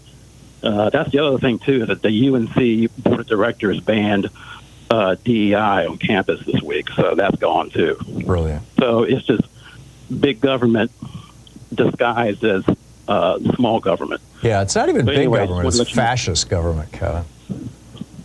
Yeah. But anyway, just want to let you know about that. It's just, okay. And it's most likely going to pass because they have a supermajority down here. So. Right. Okay. So just one more thing. Yeah, isn't that, by the way, don't they have a supermajority because a Democrat flipped to Republican after somebody greased her palm? Yeah, that's part of it. Tricia Cossum, she used to be there you go. A Democrat in a very blue district, and then she flipped. Yeah.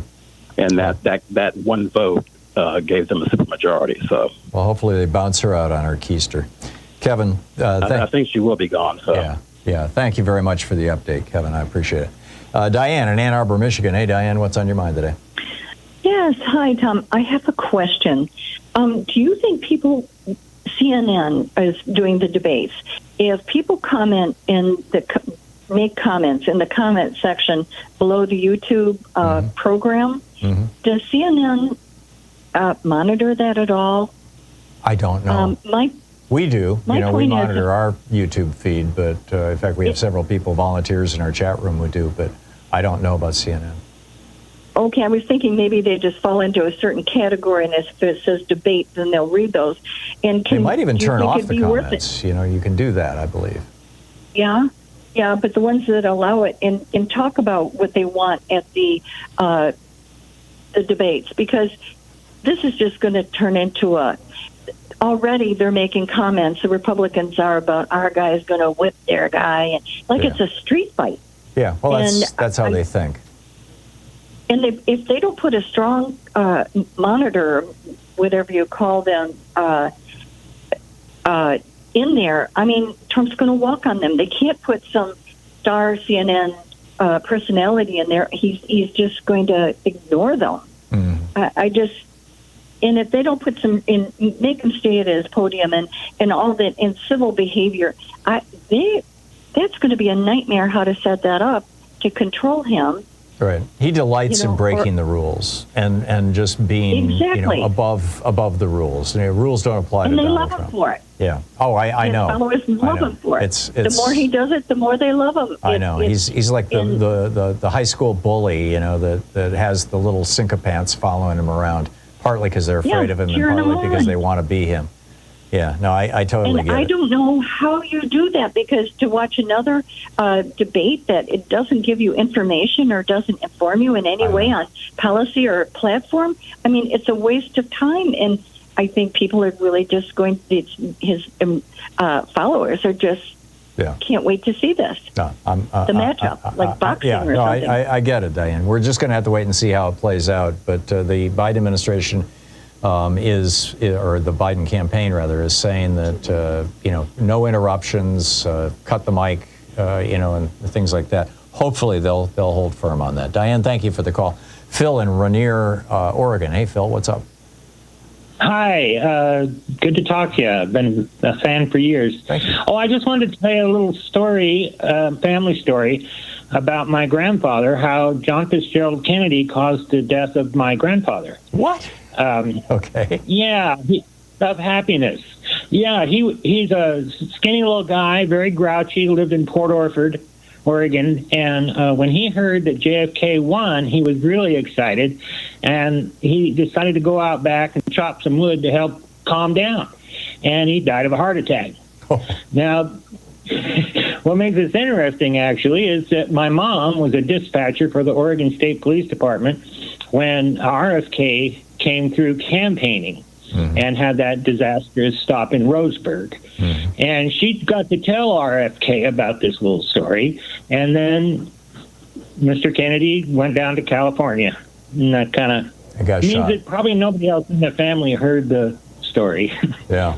So, but that's just one of the family stories here. Okay. I have one other thing, too, to mention, and that is that we here in Rainier don't get mail delivery in the downtown area. And they keep raising the price of the boxes that we have to buy. What? Has it always been that way, or is this new? It's a couple. Well, we've only been here about 5 or 6 years, and we've never gotten mail delivery. Right. But they keep raising the price of the P.O. box. Of course they do. But they have rural delivery, but not here in the town area. That's interesting. I wonder why. How big? How many? What's the population of Rainier? Oh, it's about 2,000 or less. So and this is just a little hillside. The downtown area is just like 8-10 blocks. Yeah, I get it. And we'll have to go down there. Anyway, that's it. Well, Phil, thanks. Thanks for the call. And thanks for watching us on YouTube from Rainier, Oregon. We appreciate it. We'll be back on the other side of this break with a little bit more of the news of the day. What's up with China and Russia and the 70th anniversary of Brown v. Board and Trump's dark money people. And then your calls, of course. You're listening to Thom Hartmann. In addition to bringing you the Thom Hartmann Program here on Free Speech TV and Video Media Online, we also have a whole set of ways you can interact with us and tools you can use to spread the word about the importance of democracy and the threats to it in our republic. First, there's your daily homework. Sue Nethercutt puts together a daily email newsletter that has a link to every story I discuss on the air, so you can find my sources and you can share them with your friends. It's free and you can sign up at thomhartmann.com. Second, I publish my daily take every day over at the hartmannreport.com website. That's also free if you want the daily 5 days a week rant in your inbox. No ads either. Third, we have the podcasts. There's the free 1-hour version of our daily show that's advertising supported. You can find that wherever you get your podcasts normally. And then there's also the podcast of the entire 3-hour show with no advertisements, and that's available by subscription over at thomhartmann.com. So check them all out at thomhartmann.com and hartmannreport.com.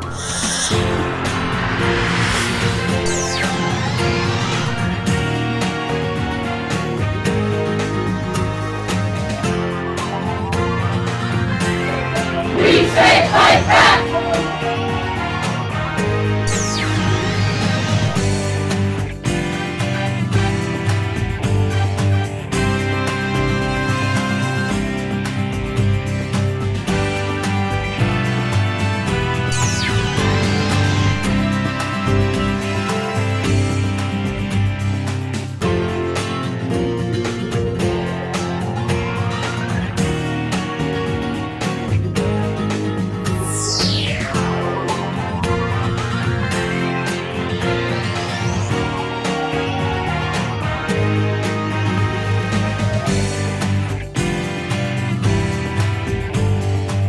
Hey, it's Friday, and it is $5 Friday. This is your opportunity to become a regular monthly supporter. I was going to say subscriber, but I think supporter is the best word here, of Free Speech TV, and have a real positive impact on the world by supporting the only genuinely progressive and the only nonprofit progressive network out there, which is us right here, Free Speech TV.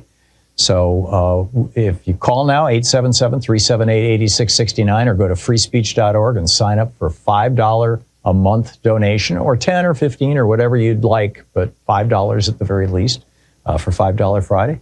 It would be absolutely great. Plus, Free Speech TV will be giving away an opportunity to hang out with one of the Free Speech TV hosts on a live Zoom call.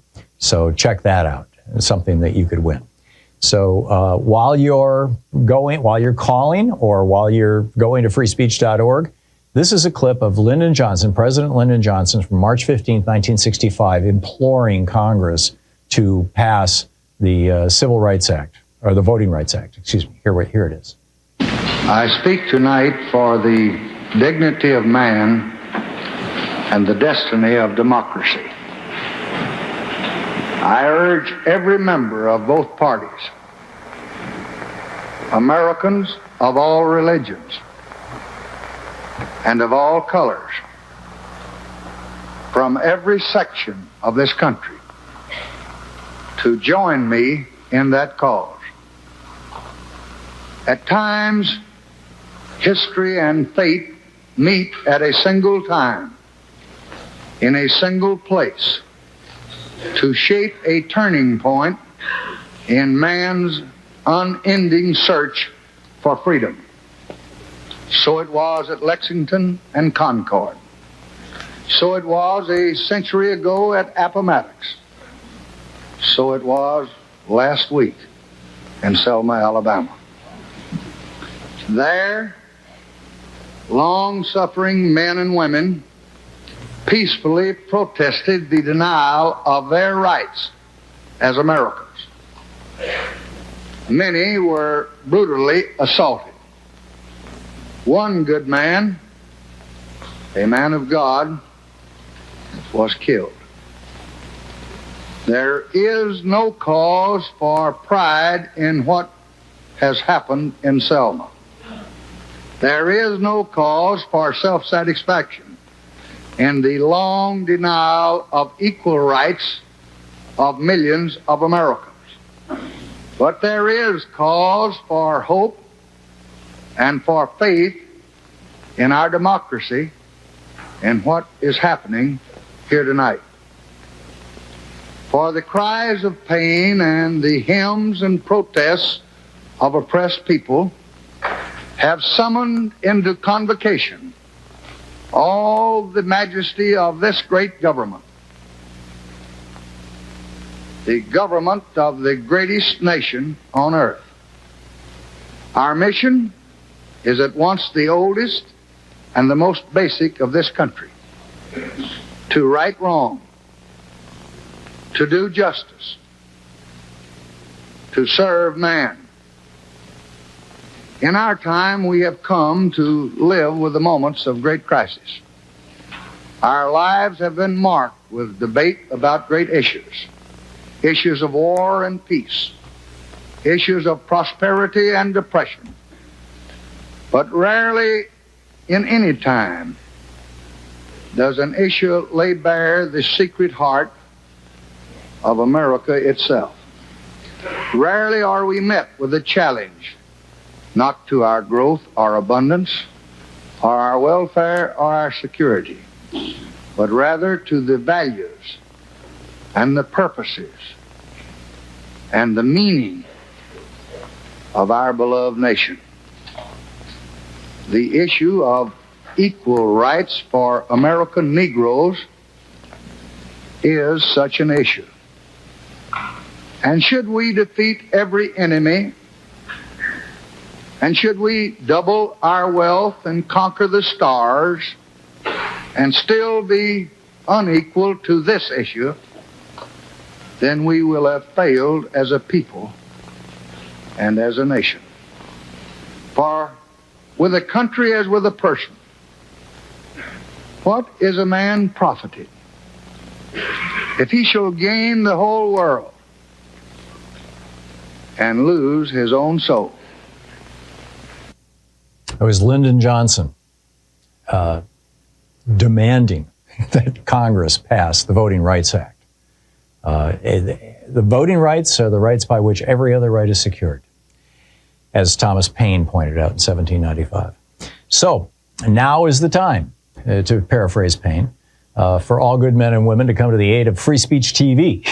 Call 877-378-8669 right now and make your pledge for $5 a month or $10 or $15 a month, whatever you can afford for the rest of the year, or go to freespeech.org and you can do it online there. Thank you so much for supporting this network. It is so important. Thank you.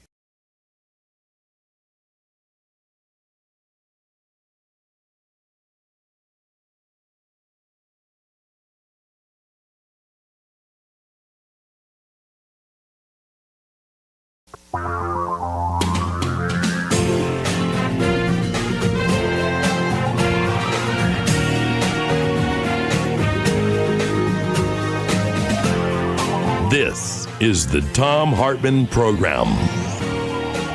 Hey, welcome to the third hour of Anything Goes Friday. Sam Alito hanging a flag, an American flag, upside down in his yard a week and a half after January 6th, when the Supreme Court had been looking, has been asked to rule on election stuff, and there's no doubt the January 6th stuff was going to come before the Supreme Court.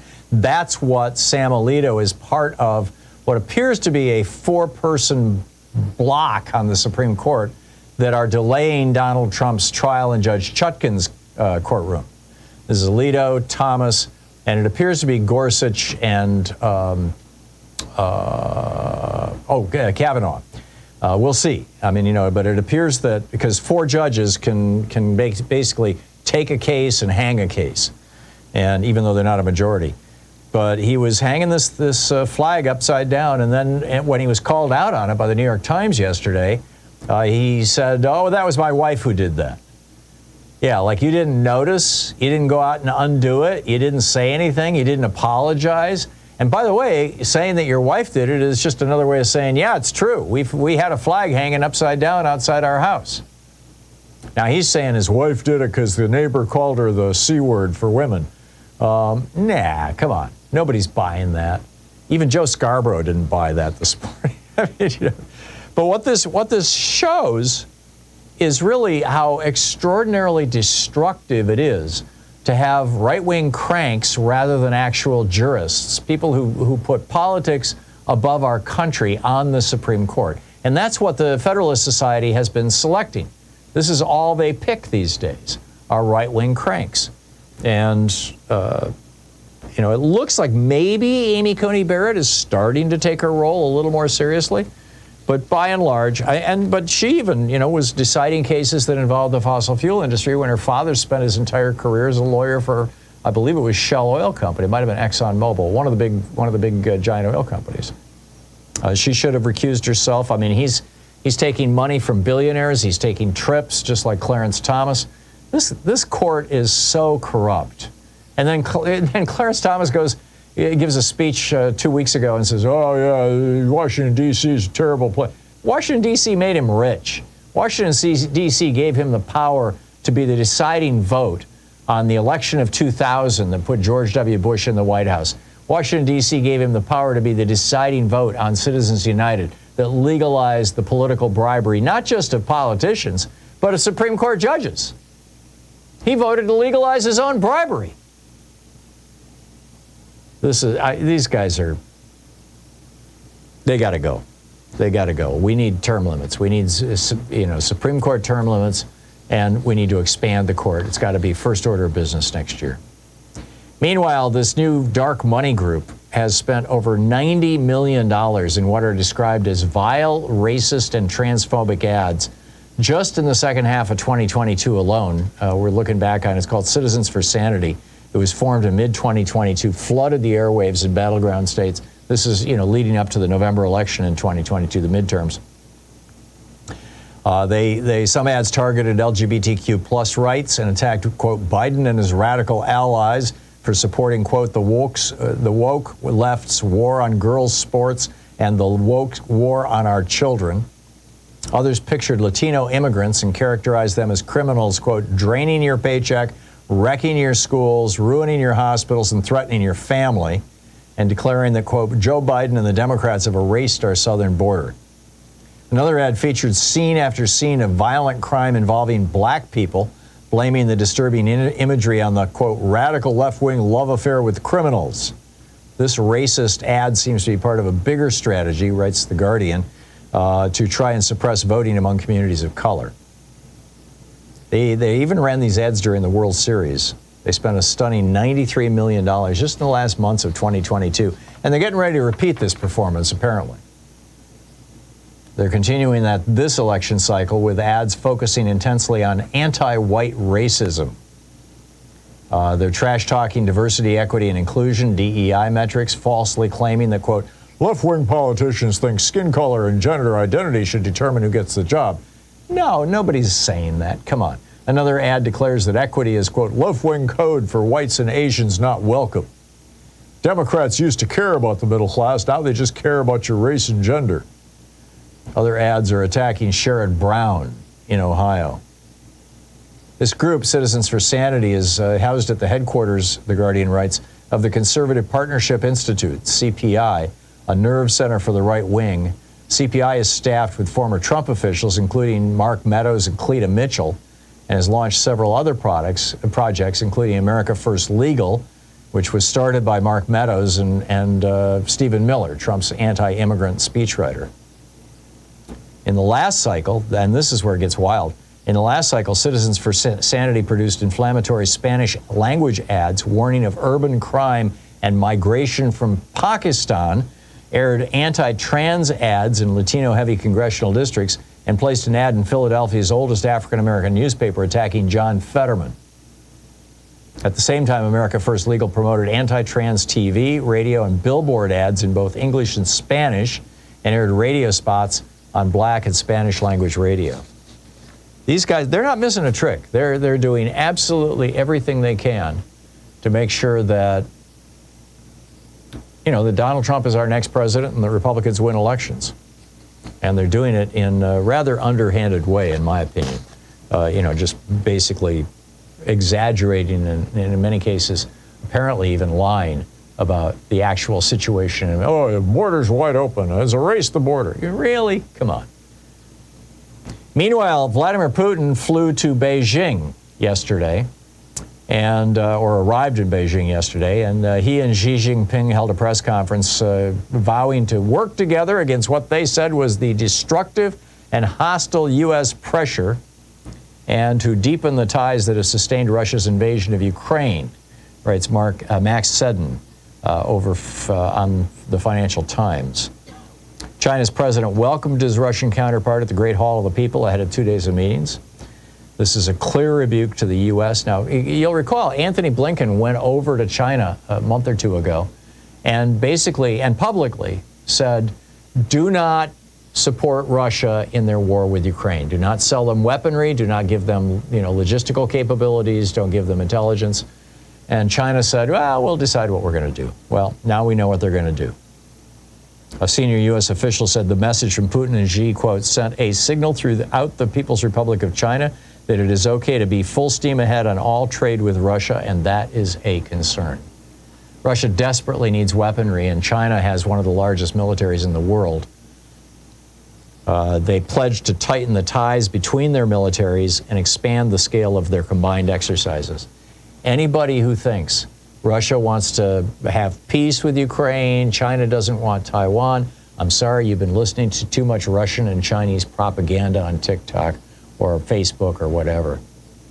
The statement even condemned Washington's alliance with the UK and Australia. Moscow and Beijing, quote, intend to increase interaction and tighten cooperation in order to counter Washington's destructive and hostile course toward the so-called dual containment of our countries, the statement said.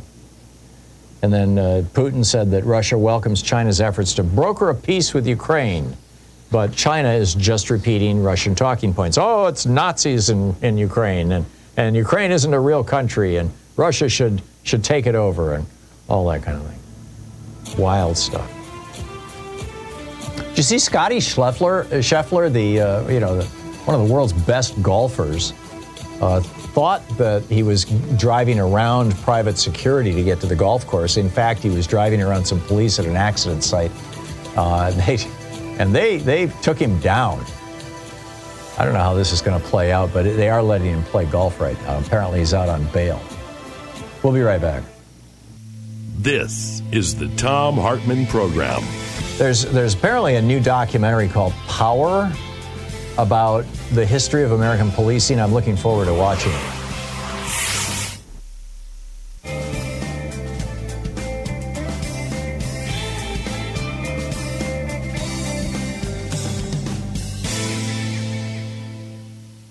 And welcome back. Zylos in Albuquerque, New Mexico. Hey, Zylos, what's on your mind today? Hey, Tom. This is an invite to you and your audience just to join us daily here at greenlovesdream.com in New Mexico for just 9 seconds. Join us daily for 9 seconds facing Mount Kenya, which is Mount Zion of all ancient texts, and for global peace. Okay. Check out greenlovesdream.com. If you check out greenlovesdream.com, you see the elders of Mount Kenya communicating this to you. This is what the whole Wakanda series is based off of, these elders of Mount Kenya. Huh, interesting. Okay, Zylos, thank you. Thanks for the plug. Nicholas in San Cristobal, Mexico. Hey, Nicholas, what's on your mind today? Hi. First, I must thank you for stealing my phone call. Say what? You discussed Alito having flown the flag upside down. Oh, is that what you're calling about? Yeah, Sorry. but there are a couple other things real quick. But yeah, I mean, this is a justice of the Supreme Court, for God's sake. They're supposed to remain politically unbiased. Yeah, right. If hanging the Stop the Steal flag, the American flag, how disrespectful to the country. He's a justice of the Supreme Court, disrespecting the country by hanging the flag upside down. He needs to resign. Unbelievable. Yeah. And he's going to be deciding Trump's immunity case upcoming. Clearly, he's a complete Trumper. He's in the bag for Trump. Yeah. But and to that point, I'd like to say to anybody who's considering voting for Trump, what is wrong with you? This is akin to, it's some kind of obscenity. It equals child pornography in my mind. This is his analogy. You know, you all knew what I was when you invited me in, i.e. the snake. Yeah. Everybody knows who this man is. How could anybody in even half their right mind still consider voting for that monster? Well, you know, he hates the same people they hate. I know. That's it. I know. And if we boil it down to something that simple, I don't want to, to discourage us. I was so thrilled to hear Simon, was it Rosenberg? Mm-hmm. My God. I mean, do more, worry less. Yeah. Get out there and fight for the country that you supposedly care about. Yeah, I agree. Hopiumchronicles is .com is his website. Is it .com? Yeah. Yeah. It's I'll also, check it out, you can, I mean, it's a Substack newsletter. You can just go over to Substack.com and plug in Hopium, Hopium, and it'll pop right up. He does a great job. Perfect. He does a great job. It's very inspiring. Anyway, I get it every day. You stole half my call. Huh. Say what? I said, well, that's all I've got. You stole half my call. Okay. It's all right. Well, all right. Thanks a lot, Nicholas. Good talking to you. Take it easy. Yeah. And I'm just going to add, to that about Sam Alito. It's time to send postcards to the Supreme Court. I think you could just address them, Supreme Court, Washington, D.C., that say, Sam, it's time to resign, or words to that effect. This guy and Clarence Thomas are so corrupt. These two men are so corrupt and so willing to basically lie. I mean, Alito's Dobbs decision, where he's quoting a 16th century witch-burning judge as the justification for ending the protection of abortion in the United States. Just bizarre. How this guy, we know how this guy got on the Supreme Court. It was right-wing billionaire money.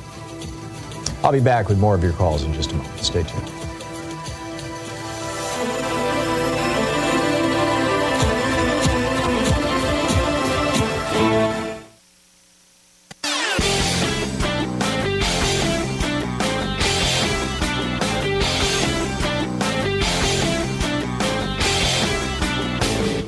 Missed my opening rant today? It's usually published over at HartmannReport.com, where you can read it and share it with your friends for free. Check it out, HartmannReport.com.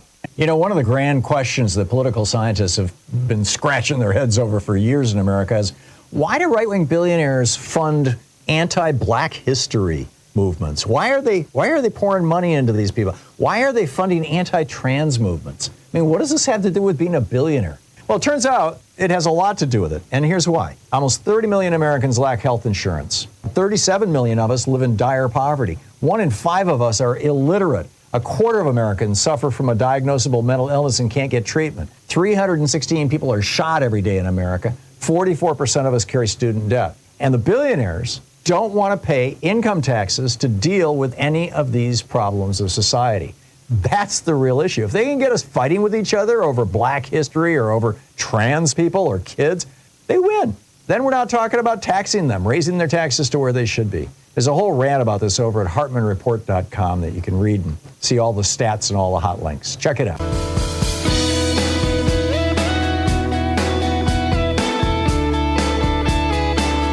"21 minutes past the hour, picking up your calls here. Charles in Miami. Hey, Charles, what's on your mind today?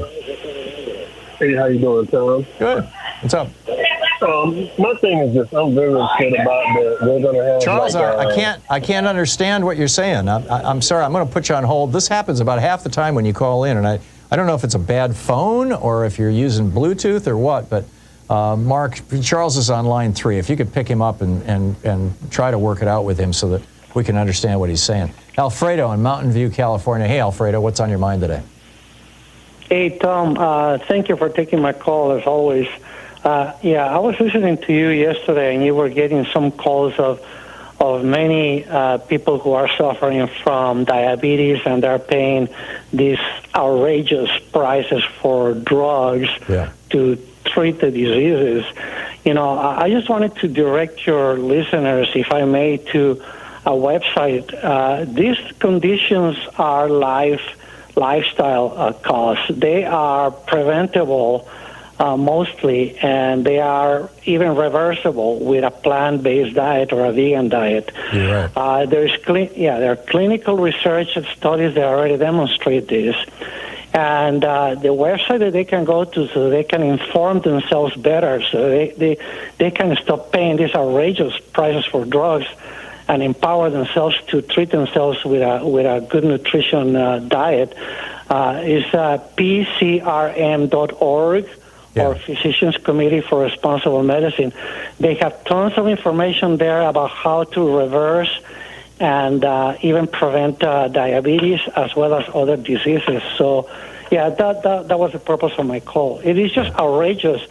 All these commercials that you see on television about how to treat diabetes or they're literally keeping people sick and profiting from it. It's just criminal what they're doing. But anyway, anybody old enough to remember the 50s, 60s, 70s? I went to school in the 1950s, elementary school anyway, and junior high, and I remember one kid who was overweight, one. In all those years I was in school. I mean, literally just one overweight epidemic kid. Now. Yeah, and now it's 40% of the adult population is clinically obese, and 60% of the adult population is overweight. And the only thing that's changed are our eating habits. And you're absolutely right. This is largely the United States. Yeah, the United States has the highest, I believe, the highest or the second highest obese population in the world. Yes.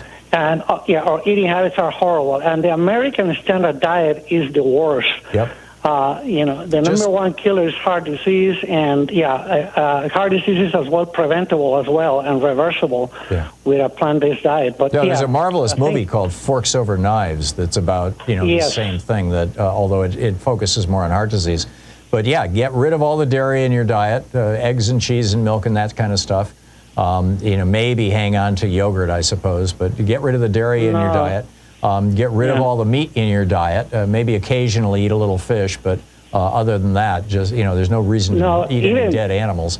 And number 3, stop eating all processed foods. If it comes in a can, if it comes in a pouch, if it's frozen, like a frozen dinner or something, Don't eat it. Just eat fresh food. And what you will discover is you will start, your weight will normalize. Your body will normalize. Yes. And lay off the sugar also, I suppose.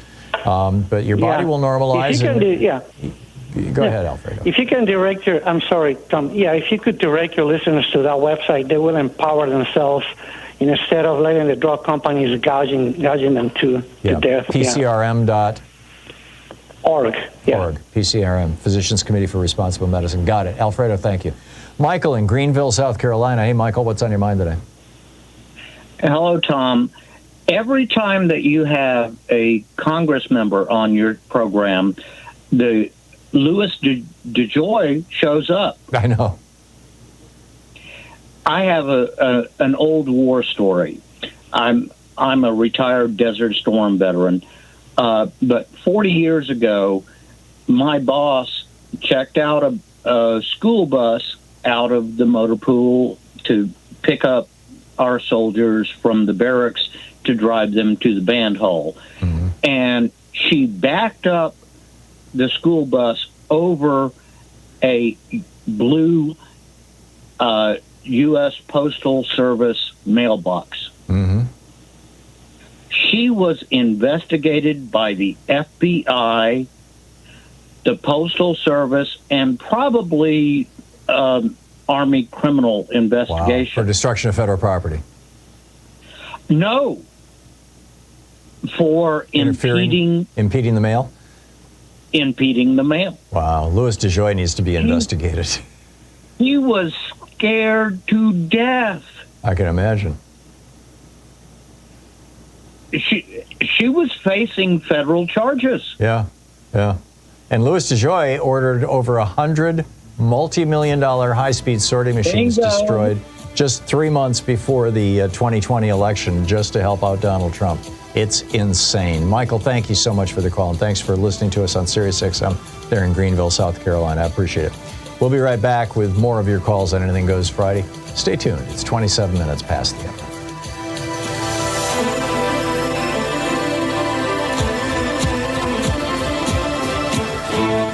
You're listening to the Thom Hartmann Program. Call 202-808-9925. Right back with your calls here on Anything Goes Weekend. Stay with us.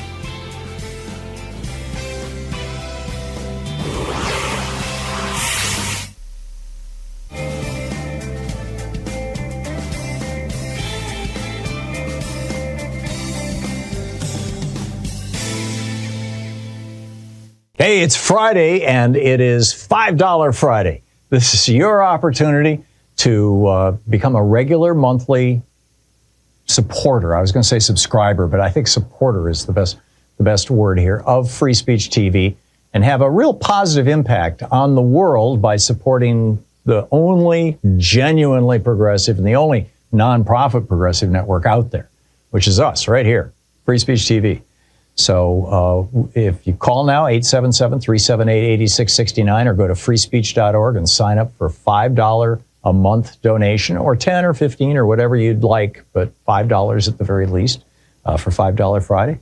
It would be absolutely great. Plus, Free Speech TV will be giving away an opportunity to hang out with one of the Free Speech TV hosts on a live Zoom call. So check that out. It's something that you could win. So while you're calling, or while you're going to freespeech.org, this is a clip of Lyndon Johnson, President Lyndon Johnson, from March 15, 1965, imploring Congress to pass the Civil Rights Act, or the Voting Rights Act. Excuse me. Here it is. I speak tonight for the dignity of man and the destiny of democracy. I urge every member of both parties,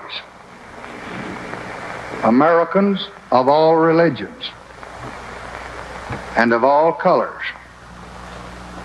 from every section of this country, to join me in that cause. At times, history and fate meet at a single time, in a single place, to shape a turning point in man's unending search for freedom.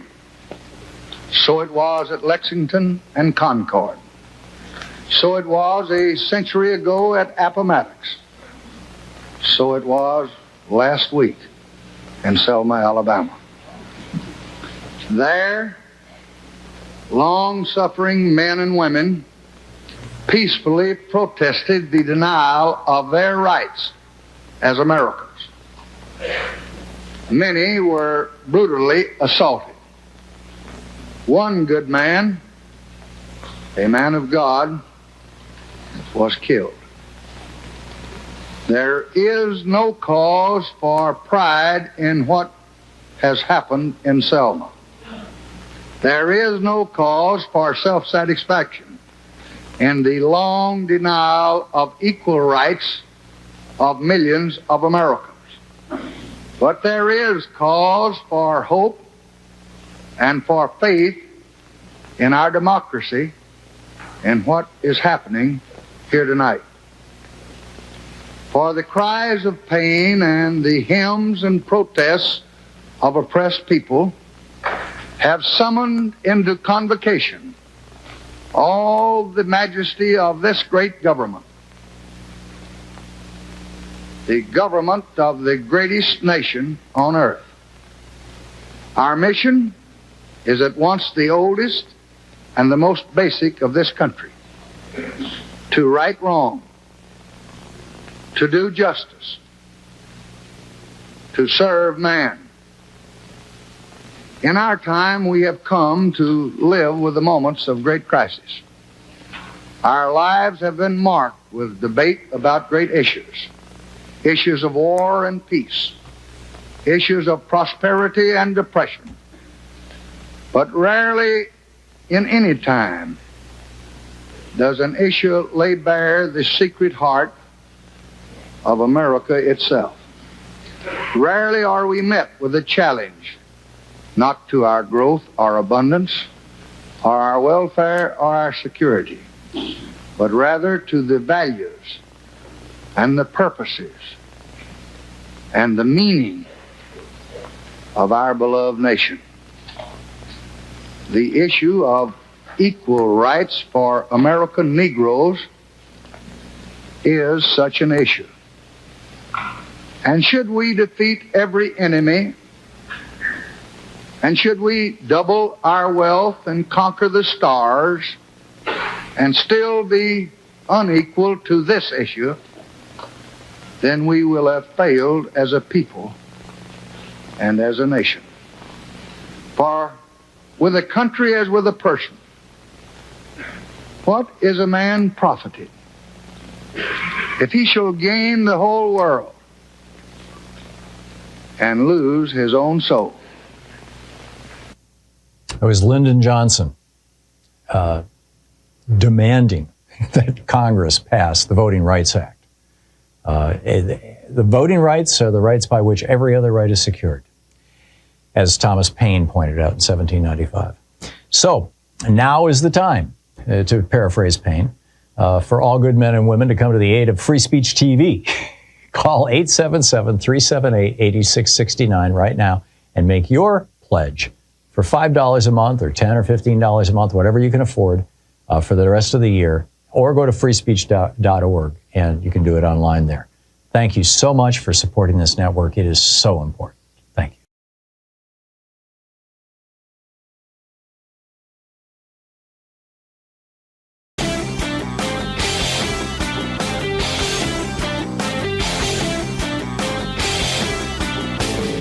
From international trade policy to immigration policy to housing, we've got all kinds of topics. The wars between Republicans and Democrats, the Republican efforts to induce fascism in the United States. A great selection of opinions will be found over at HartmannReport.com.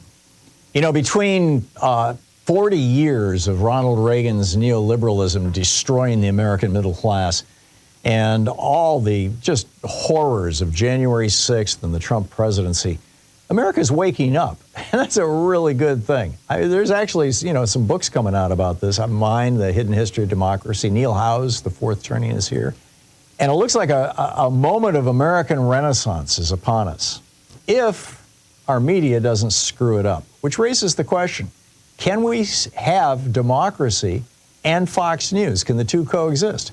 Like, when Fox News runs chyrons saying that essentially Joe Biden is a wannabe dictator who's throwing Trump in jail because he's his political opponent.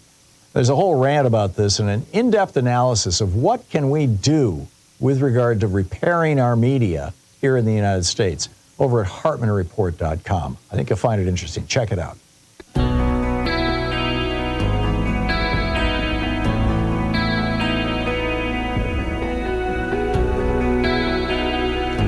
Welcome back. Picking up your calls here. Mike in Fort Collins, Colorado. Hey, Mike, what's on your mind today?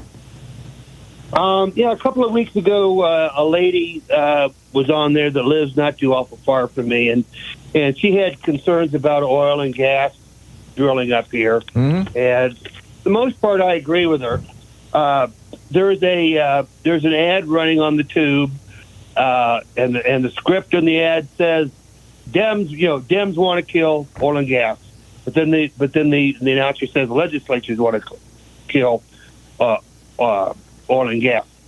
And this same group, I believe, has come up with written some sort of an editorial saying that the legislature wants to ban all oil and gas drilling after 2030. Pause it between May, probably the 1st of May to the end of September, and we have 50,000 operating wells in the 9 Front Range counties, and like 23,500 of those are in Weld County, which is west of me. Mm-hmm. Excuse me, east of me. And the Colorado Oil and Gas Association was supposed to watch these people and regulate them, but if they want to put an oil pad in Thom Hartmann's backyard, they probably agree with it and let them do it. Well, anyway, and they had to be dragged kicking and screaming to even make the improvements that they did. Right. 22,000 plugged and abandoned wells up in my area here. 3/4 again are in wells. Right. And they plug them with like a concrete mixture in a metal pipe. But that bond between the concrete and the metal, weakens, and then they start to leak gas, right? Methane is pushed up, right? Yeah. And people in Frederick remember an uncapped well that spewed methane into the basement of a house in Frederick, killed the homeowner and his brother-in-law, who are both licensed plumbers now, turned the house into one great big pile of kindling. Yeah. And these people are whining because we're watching them. Right. So, in other words, the oil and gas wars are alive and well in Colorado. Excuse me? In other words, the oil and gas wars are alive and well in Colorado, and the industry is fighting for its right to continue drilling all at once and blowing methane out into the atmosphere. Right. Unfortunately, I think we're going to need oil and gas for a long while. People that buy a car today are not going to turn around and, in 10 years and get rid of it because. No, I get it. Because there's no more. And being energy independent is a positive thing. But that said, we want to do it in a way that does not maximize the damage to the environment. Let's try to minimize the damage to the environment. Good points, Mike. Mike, thanks a lot for the call. Blue in Albuquerque, New Mexico. Hey, Blue, what's on your mind today? Hi, Tom. Nice to talk to you. Thank you. Hello to everyone within the sound of my voice. Mm-hmm. I'm going to try and get better at doing that. So, we need to jungleify the planet, right? If they're going to make up words, we might as well make up words too. And we need to the forests control the low-level weather, and humans live at low levels. We don't live 10 feet in the air. We don't live 100 feet in the air. We're just like these tiny little microbes on this giant ball of dirt, and all we have to do is jungleify, and it will change the weather, the low-level weather where we live. And that's how FDR ended the Dust Bowl. He planted a billion trees, and the result was that the water cycle was restored, the drought stopped, and the Dust Bowl ended. Yeah. So it's so simple. It's so inexpensive. Yep. If we're talking and it sequesters carbon. Yeah. If we're talking about human extinction, it's going to come down to extreme weather versus forests. It's going to come down to desertification versus forests. Yeah. Which one are we going to end up with? I agree. So we need to turn the planet into a utopia now, while we have the power. Mm-hmm. How many times over could we have turned the planet into utopia now? Yeah. And in the past decade, and in the future, they're going to say, if we screw this up, they're going to say we should have turned it into utopia when we had the ability to do it. Because now we don't even have the ability to even talk about utopia. Yep. We're just talking about grow your trees, grow your garden. I'm with you, Blue. I'm with you. Thank you very much. Jeff in Portland. Hey, Jeff, what's on your mind today? A lot. Happy Friday, Tom. Thanks for another great show. I especially liked what Ro Khanna said in the opening about Democrats winning when we harness the energy of young people and the youth vote. And Tom, I'm not sure how I feel about President Biden agreeing to debate criminal defendant Trump, but if he's going to do it, he can't be afraid to match Trump's bellicosity and aggression. We're in a stage, and we have been for a while, where we're being too polite, too passive, and not challenging outrageous lies gets you nowhere. Just ask John Kerry and Hillary Clinton. Yep. So, so referring to your thought-provoking Hartmann report today, you mentioned that the transition from oligarchy to full-blown fascism happens fast.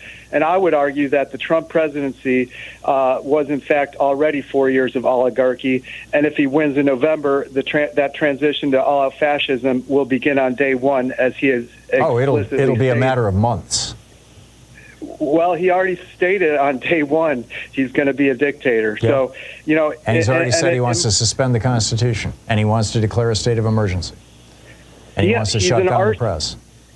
He's an arsonist. He's ready to burn down the planet for $1 billion.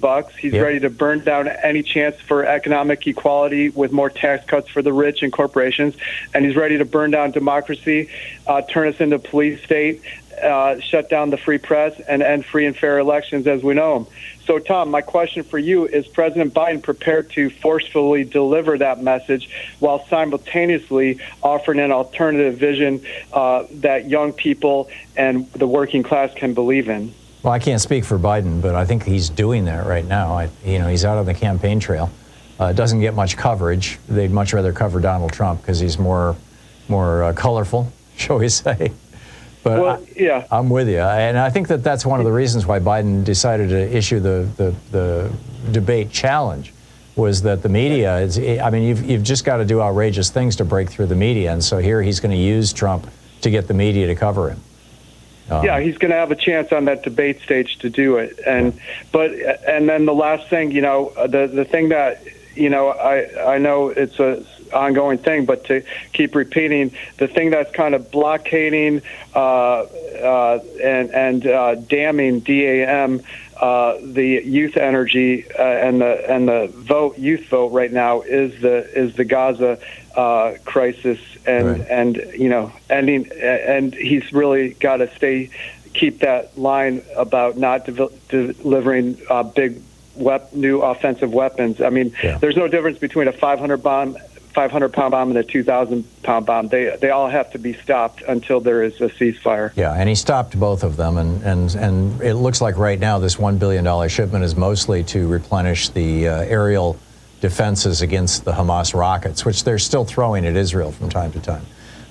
So I get that, but I still think it's a bad look. I think he needs to draw a little brighter line in the sand. But a brighter line, yeah. But what can you do? Jeff, thanks for the call. Yeah, good talking to you. It's 44 minutes past the hour. We'll be back with more of your calls in just a moment. It's the Thom Hartmann Program, defending America from the weapons of mass deception. I'll be right back with you on this beautiful Anything Goes Friday. Stay tuned.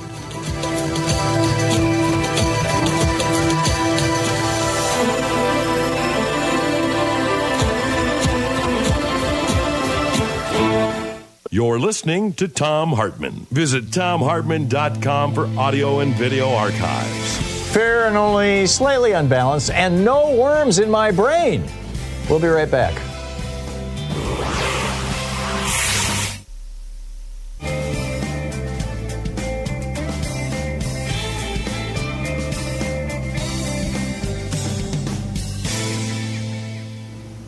Well, there it is. And welcome back. Let's see here. Denise in Calumet, Michigan. Hey, Denise, what's on your mind today? Hi, Tom. Women's rights are on my mind today because Joe Biden was here yesterday in Marquette, Michigan, with Kamala Harris's husband, and her focus was women's rights, and I loved it. But our news-affiliated Fox, Channel 6 TV, local, had to let 15 protesters outside get some attention, too. Of course. And I got angry because in the 1990s, I'm a respiratory therapist. I'm retired. But we had a fetus brought into the ER that was out by a garbage can. And that was when Roe versus Wade was live and well. But we're not sure if it was an uninsured woman. We don't know. But it was if anybody had to see what we saw that day, an unviable fetus trying to be resuscitated, no open nostrils, skin that was so translucent, very just lips but not really a mouth. Women's rights and women's health and what they're doing to women is so atrocious. I know 2 women who almost hemorrhaged to death from tubal pregnancies. I saw this fetus, which if everything goes the way Trump wants it to go, there's going to be more fetuses by garbage cans. Yeah, I agree. I'm just, Jill was so good yesterday. And for the fact that that TV station had to show 15 protesters out in Marquette, Michigan, just was so infuriating.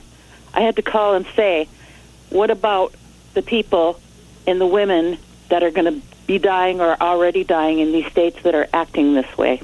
Yeah. Well, good on you, Denise. I'm glad you reached out.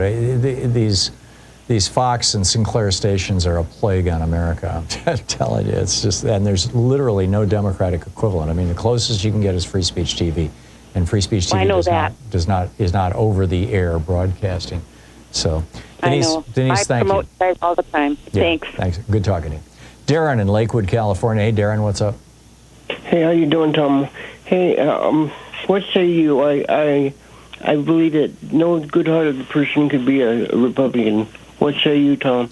I think that there's probably some people who are just not really aware of what's going on, and Dad was a Republican, so I'm a Republican kind of thing. But I think by and large, the Republican activists and certainly the Republican base are just well marinated in hate and bigotry. Yeah. Yeah, I agree. I concur. Thanks, Tom. Yeah, you're welcome, Darren. Thanks for the call. And this of course raises the question, how do you talk to Republicans about this kind of stuff? And I think it's entirely appropriate to basically shame them, to say, how can you be part of a party where you've got the leader of the party, Donald Trump, his 2 big comments on race throughout history have been that Obama couldn't be a real American. After all, he's black. He must have come from Kenya. And that the Central Park Five, who were found actually the actual guy who committed that rape, and I don't recall if it was a murder or just a violent beating, he actually confessed. But Donald Trump still says those 5 young black men should be killed. I mean, he's just an open how can you be a member of a party that behaves like that? I think it's important that we shame the people that we know who claim that they're Republicans, and just make it clear to them how bizarre we think it is. We'll be right back. Stay with us.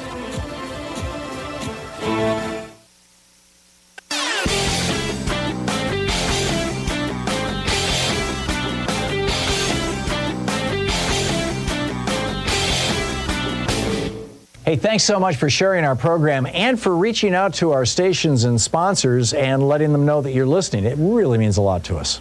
From Los Angeles to Columbia, South Carolina, from Birmingham, Alabama to Baltimore, universal basic income programs are chalking up proof after proof of their viability. Basically, just giving people, low-income people, poor people, somewhere between $500 and $1,500 a month, no strings attached, is lifting people out of poverty, getting them back on track, getting them into solid middle-class jobs, helping their children tremendously. This works. Now, we don't have to do UBI in the United States. We're the only developed country in the world that doesn't have a national health care program. Health expenses are whacking a lot of low-income people. We're the only developed country in the world that doesn't have free college education. Education expenses are whacking people. There's a lot we could do. We can subsidize housing. We can subsidize food. We do that with food stamps. We could expand it. There's a lot we could do to benefit from this. There's a whole report about that over at hartmanreport.com. Check it out.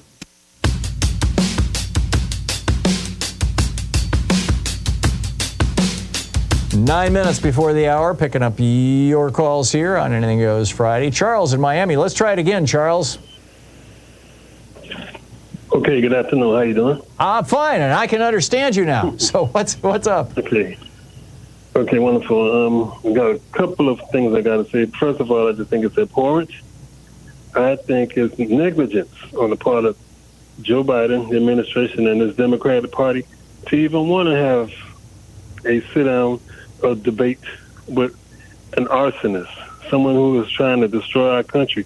Yeah. I think, I don't think he should be on the stage with the president. I don't think we should give him that national spotlight because he hasn't, to me, he won't get the same amount of attention, since he's been president. Yeah. I largely agree with you, Charles. I think it lowers our office. Mm-hmm. And to me, this is all about money. It's all commercial driven. There's too much money in politics. Now the fourth estate, they want their money too, because of course it's going to be ratings. You're going to have all these eyeballs, and to me, this is what's tearing up the country in the first place. Agreed. All of this money in politics. Agreed. And we're falling right into their trap. So how is it that we're better than them? How is it that we have a marked difference between people who are so consumed with making this almighty dollar that they have so much that they actually think that they're better people than us, than the working class, who just wants people to just stand up for them. It gives me the worst taste in my mouth, and it gives me also a feeling like we're losing everything. We're just losing the power of people itself. Yeah. And we just got to reflect on that, man. And last but not least, I wanted to go on to Netanyahu because I'm sick of him. And basically what he's done is he's basically said it doesn't matter about the hostages. It never did matter about the hostages. And he just wants revenge. And, of course, he wants to stay in power because he don't want to go to jail. I mean, because the charges is awaiting him. But I think what Biden should do, if I was Biden, I'd tell him, period, point blank, I'm not giving you anything else if you go in a raffle like you're trying to do, because it won't end. Yeah. Well, the new thing that Obama just did, today, that pier that we built off the coast in northern Gaza, they're starting to accept shipments. It's now working, and the United States is bringing food in there. So, step one, right? It's a good start. Yeah, but I just don't see it ending. But his defense minister is standing up to him because they're saying, of course, if they break it, they'll have to fix it. And to me, if your defense minister is telling you this because there's a possibility of an insurgency, and you can see it. Yeah. You can see it because where they left, some places that they left, Hamas is already, reconstituted. Well, surprise, surprise. When you bomb the crap out of people and you kill their families, they tend to hate you. Right, but one last thing. We didn't, and I blame this on the Democrats as well. We had the House and Senate when Joe took over. We never, to me, in my knowledge, other than have them replenish the State Department. And this takes diplomacy at this point. This will not end gunfire won't end it. Yeah. Because there's no end to it. Yeah, no, I get it. Although the Biden administration right now, Yeah, the Biden administration right now is trying to work out a deal with the Saudis. That's going to be interesting. We'll see where it goes. Charles, thank you for the call. It's always nice hearing from you. Bruce in Petaluma, California. Hey, Bruce, what's on your mind today? Morning, Tom. Great callers today, man. I agree. I really get educated. Our diet change, one of the big things was we used to use lard for all of the oils, in cooking. Mm-hmm. And then when corn oil stepped in, we were in trouble. That was the big And we used to use sugar, and then it became high fructose corn syrup when Coke changed their formula. Corn is the big villain in our food. Yeah. And there's glyphosate. They squirt glyphosate on corn to make it easier to... And wheat. I'm convinced that's why people are wheat intolerant, is because of the glyphosate. Right, and chlormiclot is another one they put on. So we're eating this poison in one of the biggest foods that we absorb.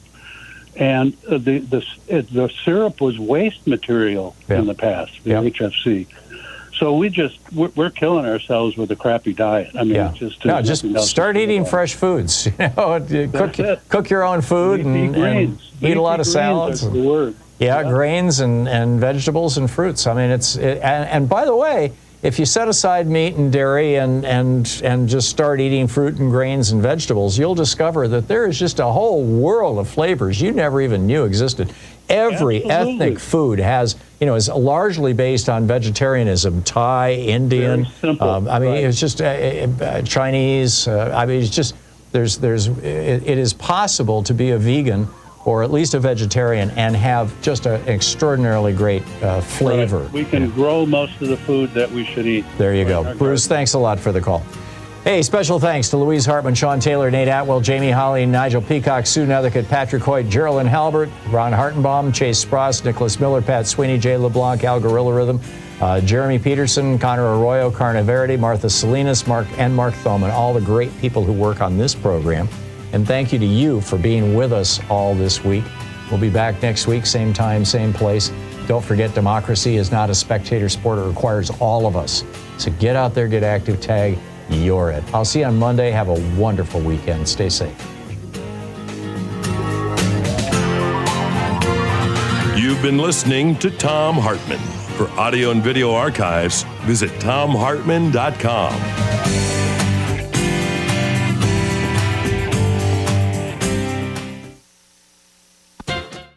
Hey, it's Friday, and it is $5 Friday. This is your opportunity to become a regular monthly supporter. I was going to say subscriber, but I think supporter is the best word here, of Free Speech TV, and have a real positive impact on the world by supporting the only genuinely progressive and the only nonprofit progressive network out there, which is us right here, Free Speech TV. So if you call now, 877-378-8669, or go to freespeech.org and sign up for $5 a month donation, or 10 or 15 or whatever you'd like, but $5 at the very least for $5 Friday. It would be absolutely great. Plus, Free Speech TV will be giving away an opportunity to hang out with one of the Free Speech TV hosts on a live Zoom call. So check that out. It's something that you could win. So while you're calling, or while you're going to freespeech.org, this is a clip of Lyndon Johnson, President Lyndon Johnson, from March 15, 1965, imploring Congress to pass the Civil Rights Act, or the Voting Rights Act. Excuse me. Here it is.